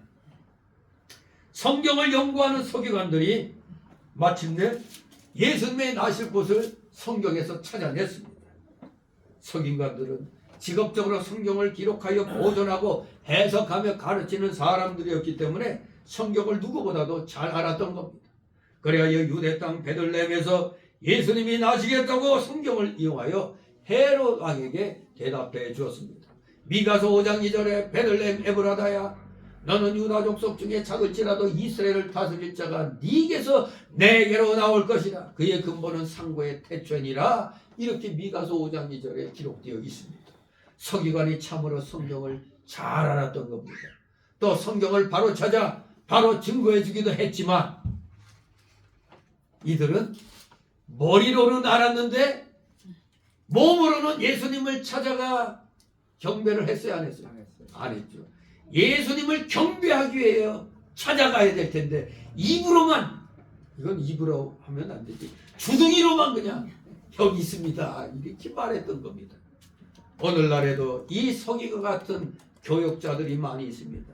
성경을 바로 알고 가르치기도 잘하는데 자기는 실제로 그대로 행하지 않는다 이겁니다. 여기 백성들도 유대 땅 베들레헴에서 그리스도가 나시겠다는 말씀을 들었지만 야 우리 예수님 경배하러 가자 이렇게 이 베들레헴으로 가지 않았다 이겁니다. 호기심으로만 그냥 알았을 뿐. 오늘날도 교역자나 교인들이 겉으로는 성경을 잘 알고 있지만 실제로는 예수님을 만나 경배하지 못하는 사람들이 오늘날에도 많이 있다 이겁니다. 성도는 실제로 그리스도를 찾아가 만나고 참으로 예수님께 합당한 경배를 드려야 하는 것입니다. 그러기 위해서는 먼저 주님을 찾는 간절한 마음과 열렬한 심정이 있어야 됩니다. 간절한 마음, 열렬한 심정. 그 다음에는 어떻게? 의지로 내 몸을 움직여서 주님을 찾아 나가야 되는 것입니다. 실제로 주님을 만나 신령과 진정으로 경배하는 자가 진정한 성도인 것입니다. 다 같이 7절 8절 있습니다. 이에 헤롯이 가만히 박사들 불러 별이 나타난 때를 자세히 묻고 베들레헴으로 보내며 이르되 가서 아기에 대하여 자세히 알아보고 찾거든 내게 와여 나도 가서 그에게 경배하게 하라. 아멘. 예수님께서 유대인의 왕으로 오셨지만 유대의 종교 지도자들은 그에게 경배하지 않았습니다. 아니 경배하러 찾아가지도 않았다 이겁니다. 유대인의 왕의 탄생을 알리는 동방 박사들의 말을 듣고 헤롯 왕과 온 예루살렘은 앞의 말씀처럼 소동이 일어났습니다. 왕은 모든 대제사장들과 서기관들을 소집하여 그리스도의 출생지에 대해서 질문했습니다. 그 종교적 지도자들은 성경면을 잘 알고 있었으나 동방 박사들과 함께 아기 그리스도께 경배하기 위해 간 것 같지는 않습니다. 왜? 누가복음에서 찾아봐도 동방 박사와 목사들 얘기만 있지 무슨 학자들 서기관들 얘기는 없었습니다. 성경에 능통했던 그들은 왜 메시아의 탄생을 확인하고 그에게 경배하러 가지 않았느냐 이겁니다. 왜 그랬을까요? 그것은 마태복음 15장에 말씀하신 대로 하나님의 말씀에 인간의 교훈을 덧붙임으로써 실상 하나님의 말씀을 부정하는 불신앙을 범했기 때문에, 또 마태복음 23장의 지적대로 위선과 외식으로 타락하였기 때문에 몸이 움직여져서 찾아가지 못했다 이겁니다. 마음에 감동이 일어나서 몸이 움직여져야 되는데 그저 입으로만 머리로만 알고 있었다 이겁니다. 성경에다 인간의 생각을 덧붙임으로 성경을 부정하는 것처럼 큰 불신앙은 없습니다. 그러니 오늘날 가장 무서운 이단은 로마 가톨릭보다도 더 무서운 이단은 바로 자유주의 신학인 것입니다. 자유주의 신학은 우리 기독교 안에 와 있는 겁니다. 다 간판 걸고 대표적인 게 한국 기독교 장, 기장청, 또 보수라고 하지만 저 통합측이 신청통지 함께 와 있기 때문에 어떤 때 보면은 교단 행사할 때 보면 참 기가 막혀요. 정통을 주장하면서도 왜 자유주의 쪽에 총회장들이 와요? 역시 커지니까 타락을 하더라고요. 커지니까 타락하고 타협하는 겁니다. 인간은 그게 바로 대표적으로 하나님이 뭉개버린 게 뭐죠? 바벨탑 아닙니까? 커지려고 하나 되고 하늘까지 올라가요. 하나님이 예인놈들하고 그냥 한 방에 그냥 쳐서 전 세계로 흩어지게 만들었잖아요. 민족뿐만 아니라 언어까지 싹 다르게 만들어버렸잖아요. 오늘날 WCC, WEA 이거 무서운 전조 증상입니다. 어느 한순간에 하나님이 확 쳐버릴 수가 있어요. 무서운 일이 일어날 수 있습니다. 그 무서운 일이란 아무래도 7년 대환란이 아닌가. 계시록에서 말씀한 대로 그 7년 대환란이 우리에게 남아 있습니다. 예수님 재림을 기다리는 건 좋은데 반드시 우리는 이 7년 대환란을 넘어가야 되는 겁니다. 그러기 위해서는 끝까지 믿음으로 나아가야 되는 것이죠. 절대로 우리는 불신앙의 죄에 빠지면 안 됩니다. 큰 죄 중에 가장 큰 죄가 불신앙 아닙니까? 믿음은 그저 단순히 지식만이 아닙니다. 교회 생활의 연륜이 쌓여가고 직분은 더욱 무거워져도 사람은 헤롯 대왕처럼 생명 없는 형식적 종교 생활을 할 수가 있잖아요. 겉으로 멋진 예루살렘 성전 건축하지만 뒤로 가서는 자기 가족까지 죽이는 이런 일들. 그렇습니다. 형식적인 종교생활은 누구나 할 수가 있어요. 우리나라의 그 조폭 누구요? 조양은이 순복음교회 거기에서 또 조영기 목사의 주례로 또 결혼식까지 했는데 그거는 거칠고 뒤로 가서는 또 악한 일을 했잖아요. 아무튼 우리 사람은 어느 순간 생명 없는 형식적인 종교 생활을 할 수가 있어요. 그게 우리의 옛사람의 그 부패성과 완악성과 그 죄악성, 연약성이 남아있기 때문에 어느 한순간에 믿음 생활 잘하다가 나락으로 떨어질 수도 있다 이겁니다. 조심해야 되는 겁니다. 항상 삼가 조심해야 됩니다. 그래서 신앙과 교회 연륜 혹은 직분은 꼭 정비례하는 건 아닙니다. 정비례하면 좋겠죠. 서양에는 정말 이거 우리 한국 사람도 뭐 거의 비슷해졌어요. 서양에 어떤 속담이 있느냐면 교회에 더 가까울수록 하나님으로부터 더 멀어진다. 이거 우리식으로 하면 집이 교회에 가까울수록 지각을 더 많이 한다. 이런 일이 일어나는 겁니다. 아무튼 신앙은 그 대상에 대한 참된 지식을 포함한 전인격적 신뢰입니다. 악한 자들과 위선자들은 속이기도 하고 속기도 하겠지만 우리 진실한 신자는 예수 그리스도를 바로 알고 바로 믿고 그에게 합당한 경배와 영광을 돌리는 것입니다. 우리 모두 시간만 낭비하는 위선자들이 되지 말고 우리 다 같이 진실한 신자가 되어야 되겠습니다.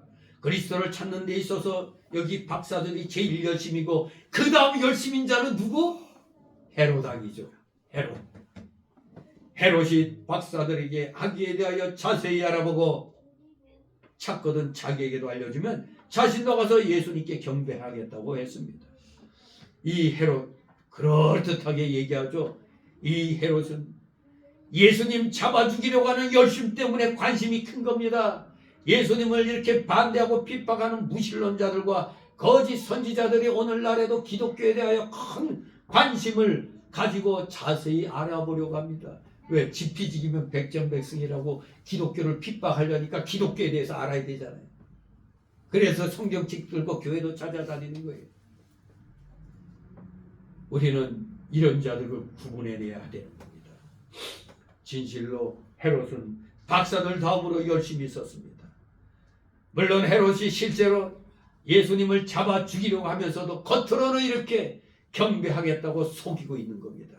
마귀의 역사는 항상 거짓되고 악랄한 것입니다. 아주 뻔뻔하게 안면에 철판 깔고 나도 가서 그에게 경배하게 하라. 참 경건한 것 같습니다. 당시 사람들에게 메시아는 진리와 정의, 평화와 자유의 시행자였습니다. 그런데도 헤롯이 이 같은 말을 한 데에는 메시아가 지니고 계신 역사적 정통성까지도 무시하고 악랄한 방법으로 자기의 이권을 지키려고 한 그의 추악한 본능이 여기 드러나 있는 것입니다. 즉 헤롯에게 있어서는 정의와 양심보다는 자신의 지위가 우선이었던 겁니다. 나의 지위를 넘보는 자들은 누구든지 용서할 수 없다. 죽이고자 하는 이 추악한 마음이 여기에 웃으면서 하는 나도 가서 그에게 경배하게 하라는 이 말 속에 감춰져 있는 것입니다. 9절 10절 있습니다. 박사들이 왕의 말을 듣고 갈새 동방에서 보던 그 별이 문득 앞서 인도하여 가다가 악이 있는 곳 위에 머물러 섰는지라 저희가 별을 보고 가장 크게 기뻐하고 기뻐하더라. 아멘. 네, 그리스도가 베들레헴에서 나겠다는 성경 말씀을 듣고 박사들이 이제 다시 정신 차려 예루살렘에서 나왔습니다. 예루살렘을 등지고 거기서 나와 무조건 성경 말씀을 의지하고 순종하여 갈 때 문득 잃어버렸던 별이 다시 그들의 눈에 띄게 된 겁니다. 별을 다시 발견하게 된 것입니다. 그 예루살렘 성 안에서는 아무리 별을 찾으려고 해도 찾을 수가 없었던 겁니다. 그러므로 그곳에서 나와야 되는 겁니다. 이것은 우리 성도가 인본주의로 나가는 길에서 돌이켜야 빛을 찾게 된다는 것을 뜻하는 겁니다.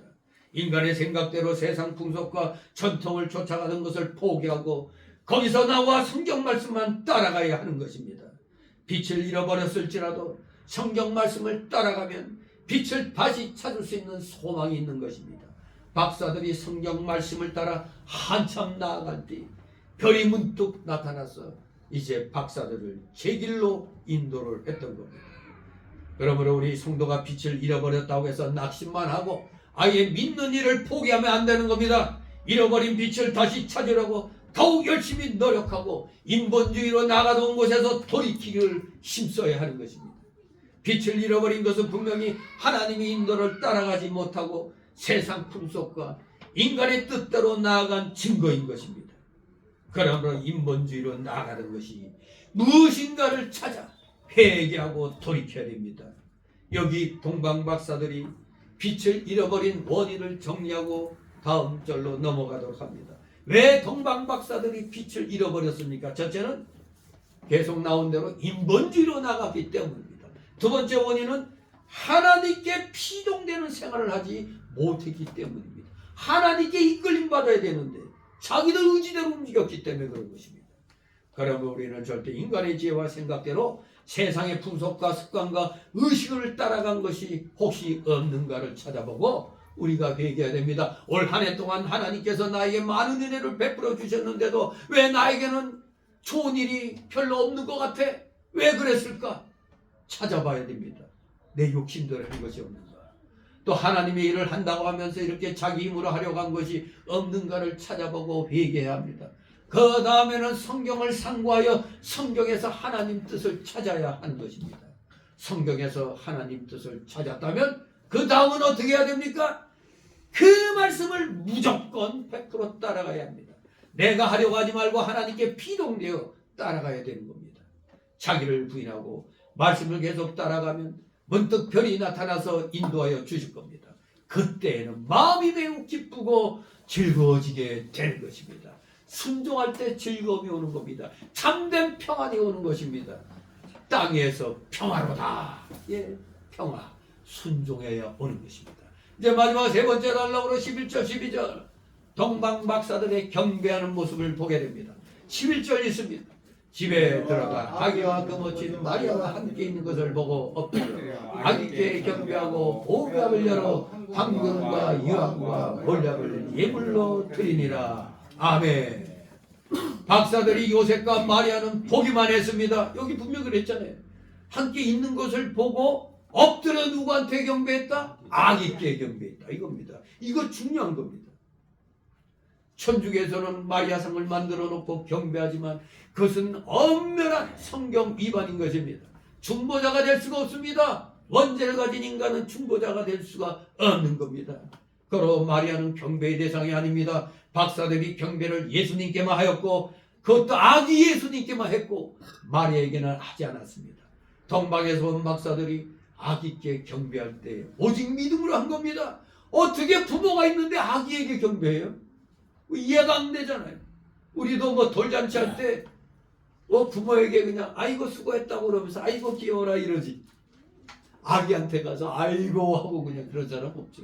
먼저 부모들에게 수고했다고 키우느라고 수고했다고 그러죠. 이 동방박사들 아기께 경배하는 이 모습은 믿음이 아니고는 할 수가 없는 것입니다. 다른 사람들이 아마 이 박사들을 많이 비방했을 겁니다. 어떻게 체면도 없이 어른이 돼가지고 갓난아이에게 경배하겠는가 이렇게 비방받을 수가 있습니다. 그러나 여기 박사들은 다른 사람이 비방을 하든 말든 그런 것은 관계치 않고 오직 아기 예수가 구주임을 믿고 이렇게 경배를 한 것입니다. 성도가 그리스도를 경배하는 것도 믿음으로 하고 인간의 체면이나 사람의 여론에 좌우되어서는 안 되는 것입니다.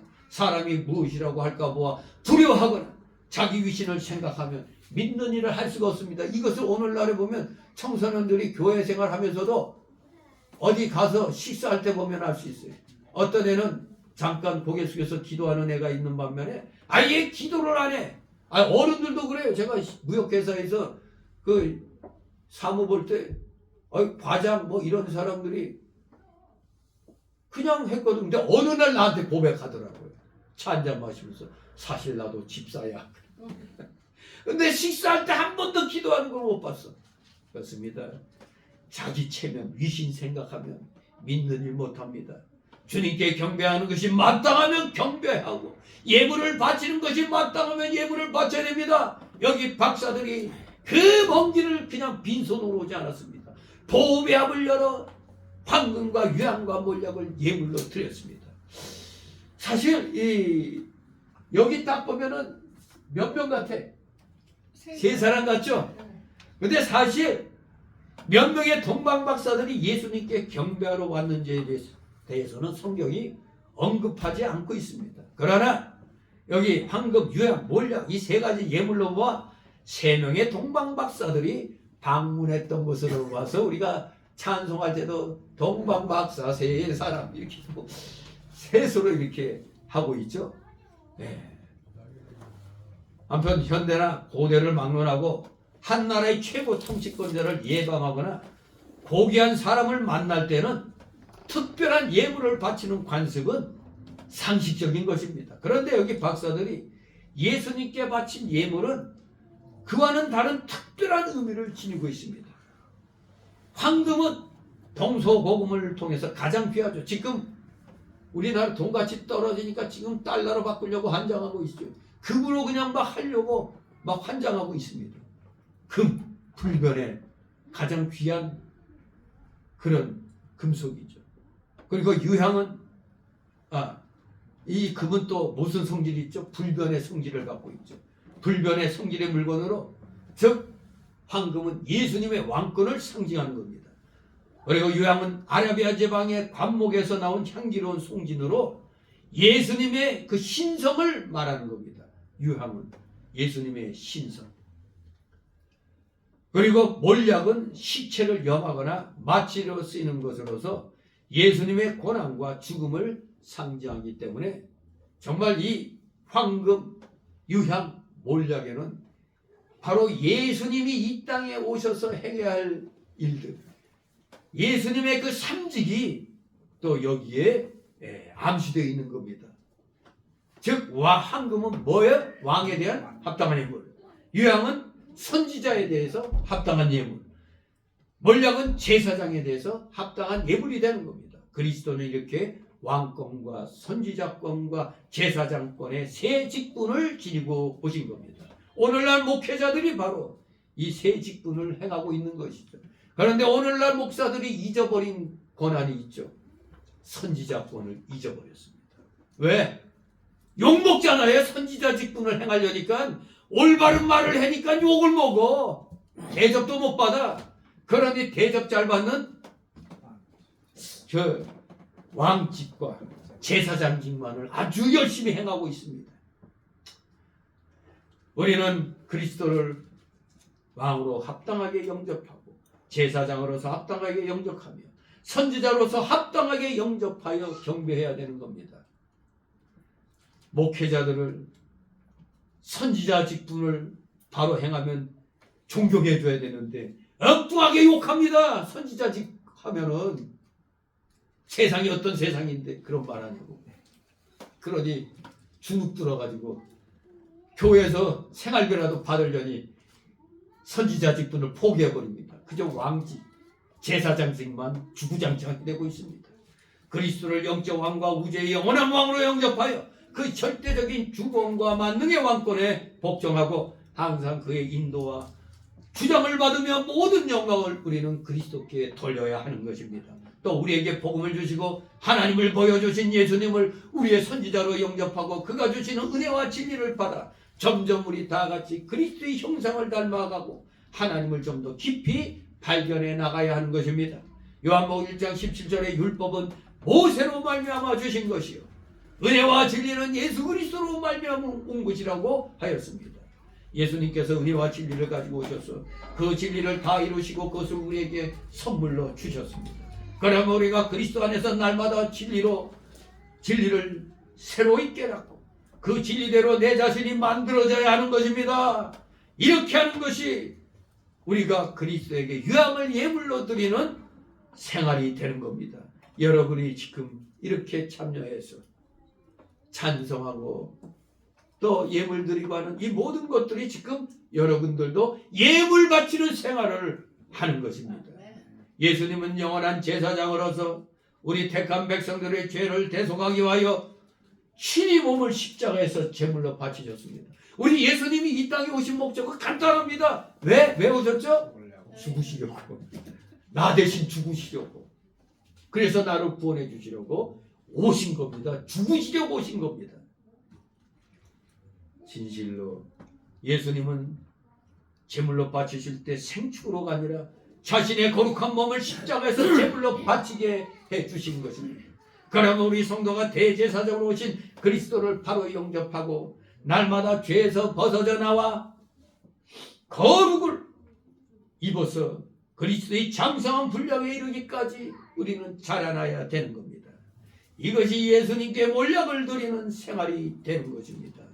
진리대로 자신을 만들어 나가는 것이 유향을 예물로 바치는 생활이면 바로 이렇게 주님을 영접하여 죄에서 벗어나와 계속 거룩을 입어 나가는 삶을 사는 게 몰약을 드리는 생활이 되는 겁니다. 몰약을 드리는 생활. 예수 그리스도의 고난과 죽음에 동참하는 겁니다. 몰약 드리는 생활. 또 황금은 베드로전서 1장 7절에서도 믿음을 가리킨다고 했습니다. 계시록 5장 8절에 유향은 기도를 가리킨다고 했습니다. 하나님과 영적 교통을 하고 심령을 하나님께 바쳐 드리는 걸 이 예물들이 말하고 있는 겁니다. 몰약은 시체에 바르는 것이니 바로 우리 몸을 하나님께 바치는 것을 가리키는 겁니다. 그리스도의 고난과 죽음에 동참하는 것입니다. 다시 종합해서 말씀드리면 말씀을 믿고 그 진리 안에서 심령으로 하나님과 교제하며 몸을 하나님께 바치는 것, 그게 황금과 유향과 몰약을 드리는 삶이 되는 겁니다. 다 같이 12절 읽습니다. 꿈에 헤롯에게로 돌아가지 말라 지시하심을 받아 다른 길로 복에 돌아가니라. 아멘. 예, 돌아갈 때는 100% 순종했습니다. 박사들이 하나님의 지시를 받아 다른 길로 자기 길로 돌아갔습니다.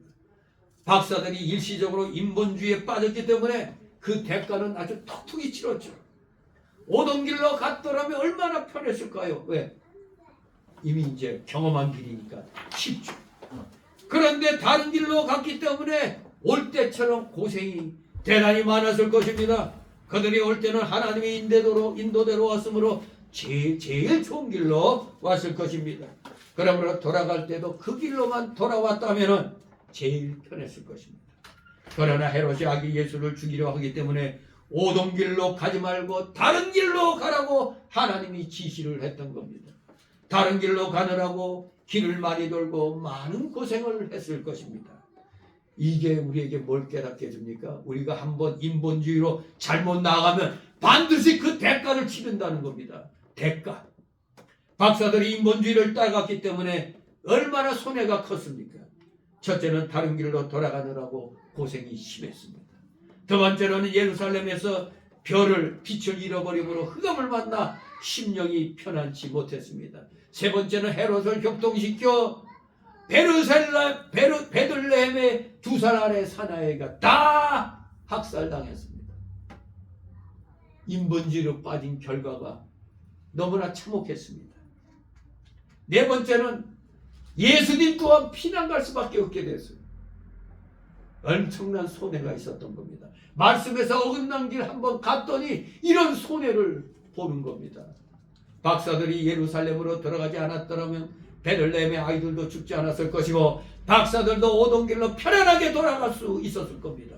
또한 흑암을 만나지도 않고 마음이 상쾌통쾌 유쾌했을 것입니다. 동방 박사들의 경배는 하나님의 특별한 은혜였던 겁니다. 그들은 1절에 분명히 동방 저 먼 메데 바사 나라로부터 왔습니다. 여기 12절에 증거한 대로 그들의 고국은 동방에 있는 어떤 나라, 즉 메데 바사 그쪽이었던 것입니다. 너무나 먼 이방 나라입니다. 그렇다면 그들의 나라는 믿음의 환경이 아니었던 우상 숭배의 나라였던 것입니다. 그들은 이스라엘과 같이 경건한 분위기에서 자란 자들이 아닙니다. 그러나 하나님께서는 환경을 초월하여 그의 백성을 일으키신 겁니다. 그들은 별에 의존한 적은 지식을 가지고 먼 길을 여행하는 수고를 했고 또 아기를 수소문하여 찾는 큰 열심을 나타냈던 겁니다. 게다가 그들은 그 머나먼 길을 빈손으로 온 게 아니라 귀한 예물까지도 준비했던 겁니다. 그들이 어떻게 하나님을 향한 경건을 가지게 되었는지 어떻게 피곤한 먼 길을 마다하지 않고 왔는지 우리는 알 길이 없습니다. 그저 하나님의 귀한 일에 놀라기만 할 뿐입니다. 하늘에 나타난 계시의 별은 하나님의 계시의 별이었습니다. 동방 박사들은 다시 그 별의 인도하심을 받자 가장 크게 기뻐하고 기뻐했던 겁니다. 11절에 집에 들어가라는 말은 초도에 말씀드린 대로 동방박사의 경배가 누가복음 2장에 나오는 목자들의 경배보다 조금 후에 된 것임을 보이는 말이 되겠습니다. 마국간에서 출산을 해가지고 아마 그 집주인이 볼 때 아이고 안 되겠다 해가지고 방 안으로 들인 것이라 볼 수 있습니다. 아기 예수는 지금 구유에 계시지 않고 일단은 어떤 집으로 옮겨지신 후에 일인 것이 분명하죠.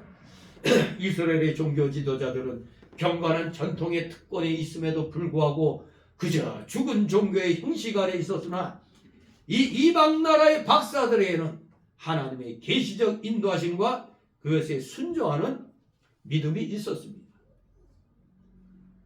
하나님은 그의 주권적 섭리로 은혜 주시기를 원하시는 자에게 은혜를 주십니다. 옛날과 같이 오늘날도 우리 하나님은 환경 조건을 초월해서 그의 주권적인 긍휼을 원하시는 자에게 베풀어 주시는 겁니다. 그러므로 우리는 우리의 환경이나 육신적인 조건을 탓하면 안 됩니다. 중요한 것은 우리의 마음입니다. 여러분의 현재 이 경배드리는 마음이 중요합니다. 경건한 마음은 항상 환경을 초월하게 되어 있습니다. 그것이 바로 하나님의 은혜인 것입니다. 주님께서는 그런 은혜로 오늘도 우리 인간의 기대에 밖에 주님의 일들을 행하고 계십니다. 오직 그의 주권적 긍휼의 손에 우리 모두 겸손히 붙잡히는 자들이 되시기를 소망합니다. 내가 무엇을 하려고 하지 말고 그가 나를 통해 무엇을 하시는 줄 알고 그렇게 하시도록 겸손하게 나 자신을 그에게 맡기시는 여러분 되시기를, 그래야 하나님의 칭찬을 받는 겸손하도다 내가 너에게 복을 주리라 이 약속을 받을 수 있는 여러분이 되시기를 주님의 이름으로 축원합니다. 아멘. 기도합니다. 거룩하신 하나님 아버지, 은혜를 감사드립니다. 사랑하시는 자녀들, 이렇게 세상에서 공일로 되어 있는 이 날이지만 우리 기독교인들에게는 특별히 거룩한 날, 예수님의 탄생의 날로 이렇게 기리게 하여 주셨사오니 우리 오늘 참된 기쁨으로 말씀을 마음판에 새기면서 어딜 가 있든지 무엇을 하든지 주님의 탄생을 축하하며 감사드리는 진정한 믿음의 자녀들 다 되게 하여 주시옵소서. 감사드리며 예수 그리스도 이름으로 기도드리옵나이다. 아멘.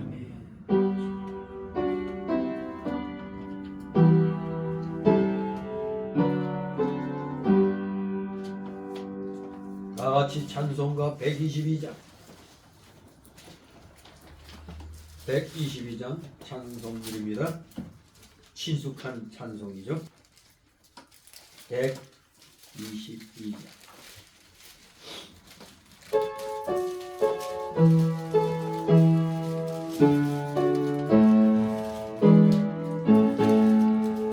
천방 가운데 너여 나에 와서 베들레헴 성내에 가봅시다. 주가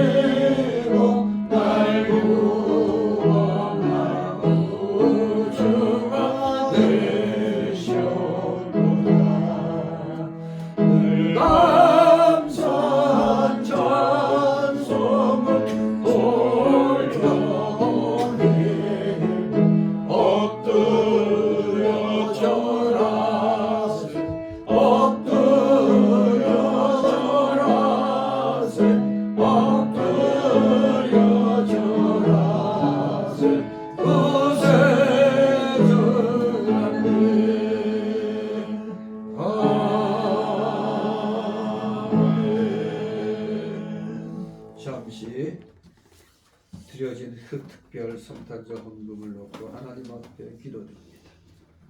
거룩하시며 전지전능하셔서 우리의 모든 생사화복을 이 세상 모든 나라 민족의 흥망성쇠를 주권주장하시는 하나님께 오늘도 이렇게 나올 때 동방박사들의 그 마음을 가지고 빈손으로 나오지 아니하고 특별 성탄절 예물을 준비하여 드리게 하셨사오니 아버지 준비한 손길들 한 사람 한 사람 기억하여 주옵소서. 하늘의 신령한 복과 땅의 기름진 복으로 오명의 이적의 역사가 이들의 가정과는 생업에 임하게 하여 주옵소서. 물질로 고통당하는 일이 생겨날지라도 믿음으로 잘 이겨내면서 마침내 하나님의 인정을 받아 하늘 창고문을 열 수 있는 귀한 열쇠를 받아 마음껏 주의 영광을 위하여 창고를 열어 하나님 앞에 드릴 수 있는 진정한 믿음의 자녀들, 물질의 실력자들 다 되게 하여 주시옵소서. 드려진 예물 몸된 교회를 위하여 잘 사용될 수 있도록 늘대로 충만케 하여 주시옵소서. 감사드리며 예수 그리스도의 이름으로 기도드리옵나이다. 아멘.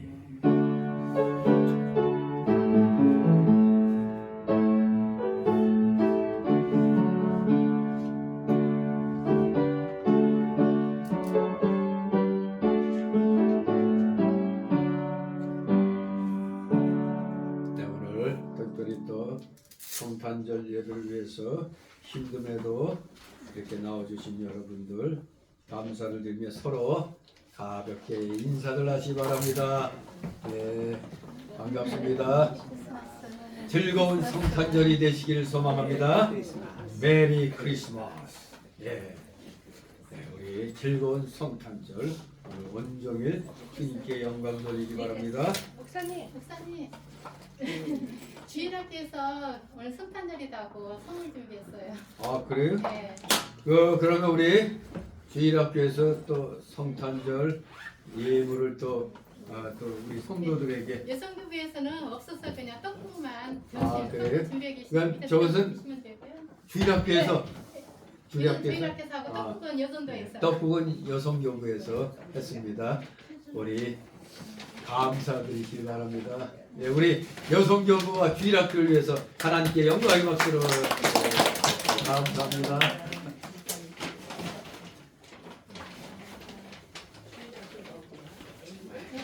아이고, 감사합니다. 줄이네. 언니? 뭐 70세 이상만 받는 아니요, 거예요? 각각 가정마다 하나씩이에요. 아 그래요? 그럼 서운하지?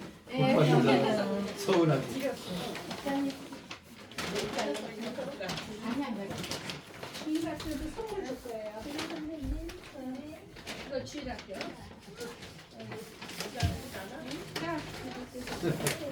주일학교 3명 다 나오세요. 다 나오세요. 선물 줄거예요. 이리 나오세요. 이리 나오세요. 강사라, 강미라, 강나엽 하나가 교육부장님이 선물. 빨리 자 우리 주일학교 빨리 나오세요. 나오셔서 우리 교육부장님의 선물을 받기 바랍니다. 자 여기 아주 단촐한 식구네 셋이하고. 아이고 이쁘네 애기들. 여기 앞에 인사해요. 오빠 인사해요. 앞에 인사하세요. 앞에 인사하세요. 저도 앞에 인사하세요. 엄마 인사 목사님한테 기도해 주시 감사합니다. 목사님께서 안녕하세요. 네, 수고를 했습니다. 모두 어려운 살림인데도 또 이렇게 준비를 했습니다. 우리 점심 식사 떡국으로 미리 한 살 먹네. 오후 예배는 있을까 없을까? 각자 집에서 가족끼리 잘 지내시면 되겠습니다. 우리 다 같이 광고 말씀. 이제 올해 마지막 남은 그 공적인 예배 31일 날 영시 송구 영신 예배가 남아 있죠. 물론 주일 예배 있고 새벽 예배 있고 수요 예배 그리고 금요 구역 예배, 금요 기도회는 그대로 다 있습니다. 근데 안 드리던 송구 영신 예배가 이번 12월 달이니까 있습니다. 잊지 마시고 마지막 날 31일 날 자정입니다. 0시에 하나님 앞에 예배됩니다. 우리 다 같이 일어나셔서 찬송가 62장 부르신 후 축도로 마칩니다. 62장.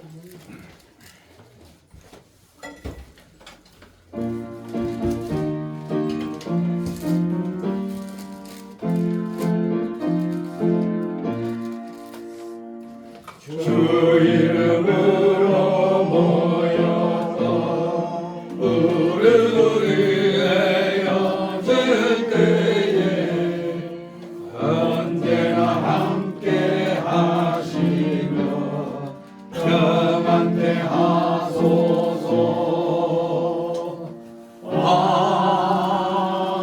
아멘.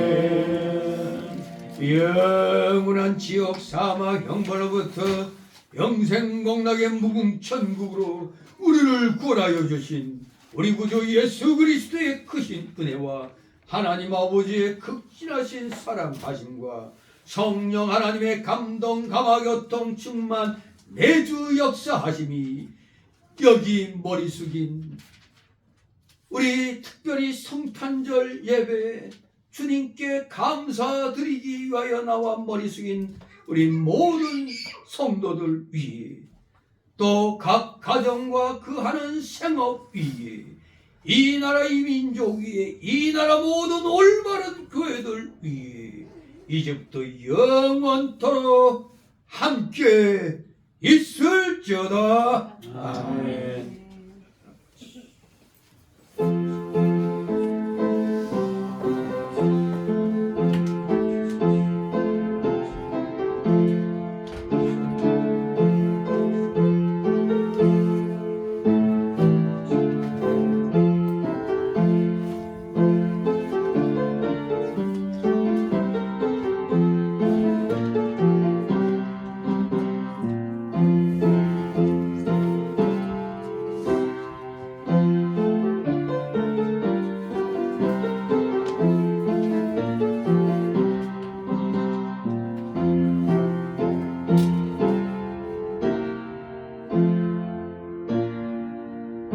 네, 수고들 하셨습니다. 이제 점심 식사하러 같이 여러분 내려가도록 합니다. 메리 크리스마스.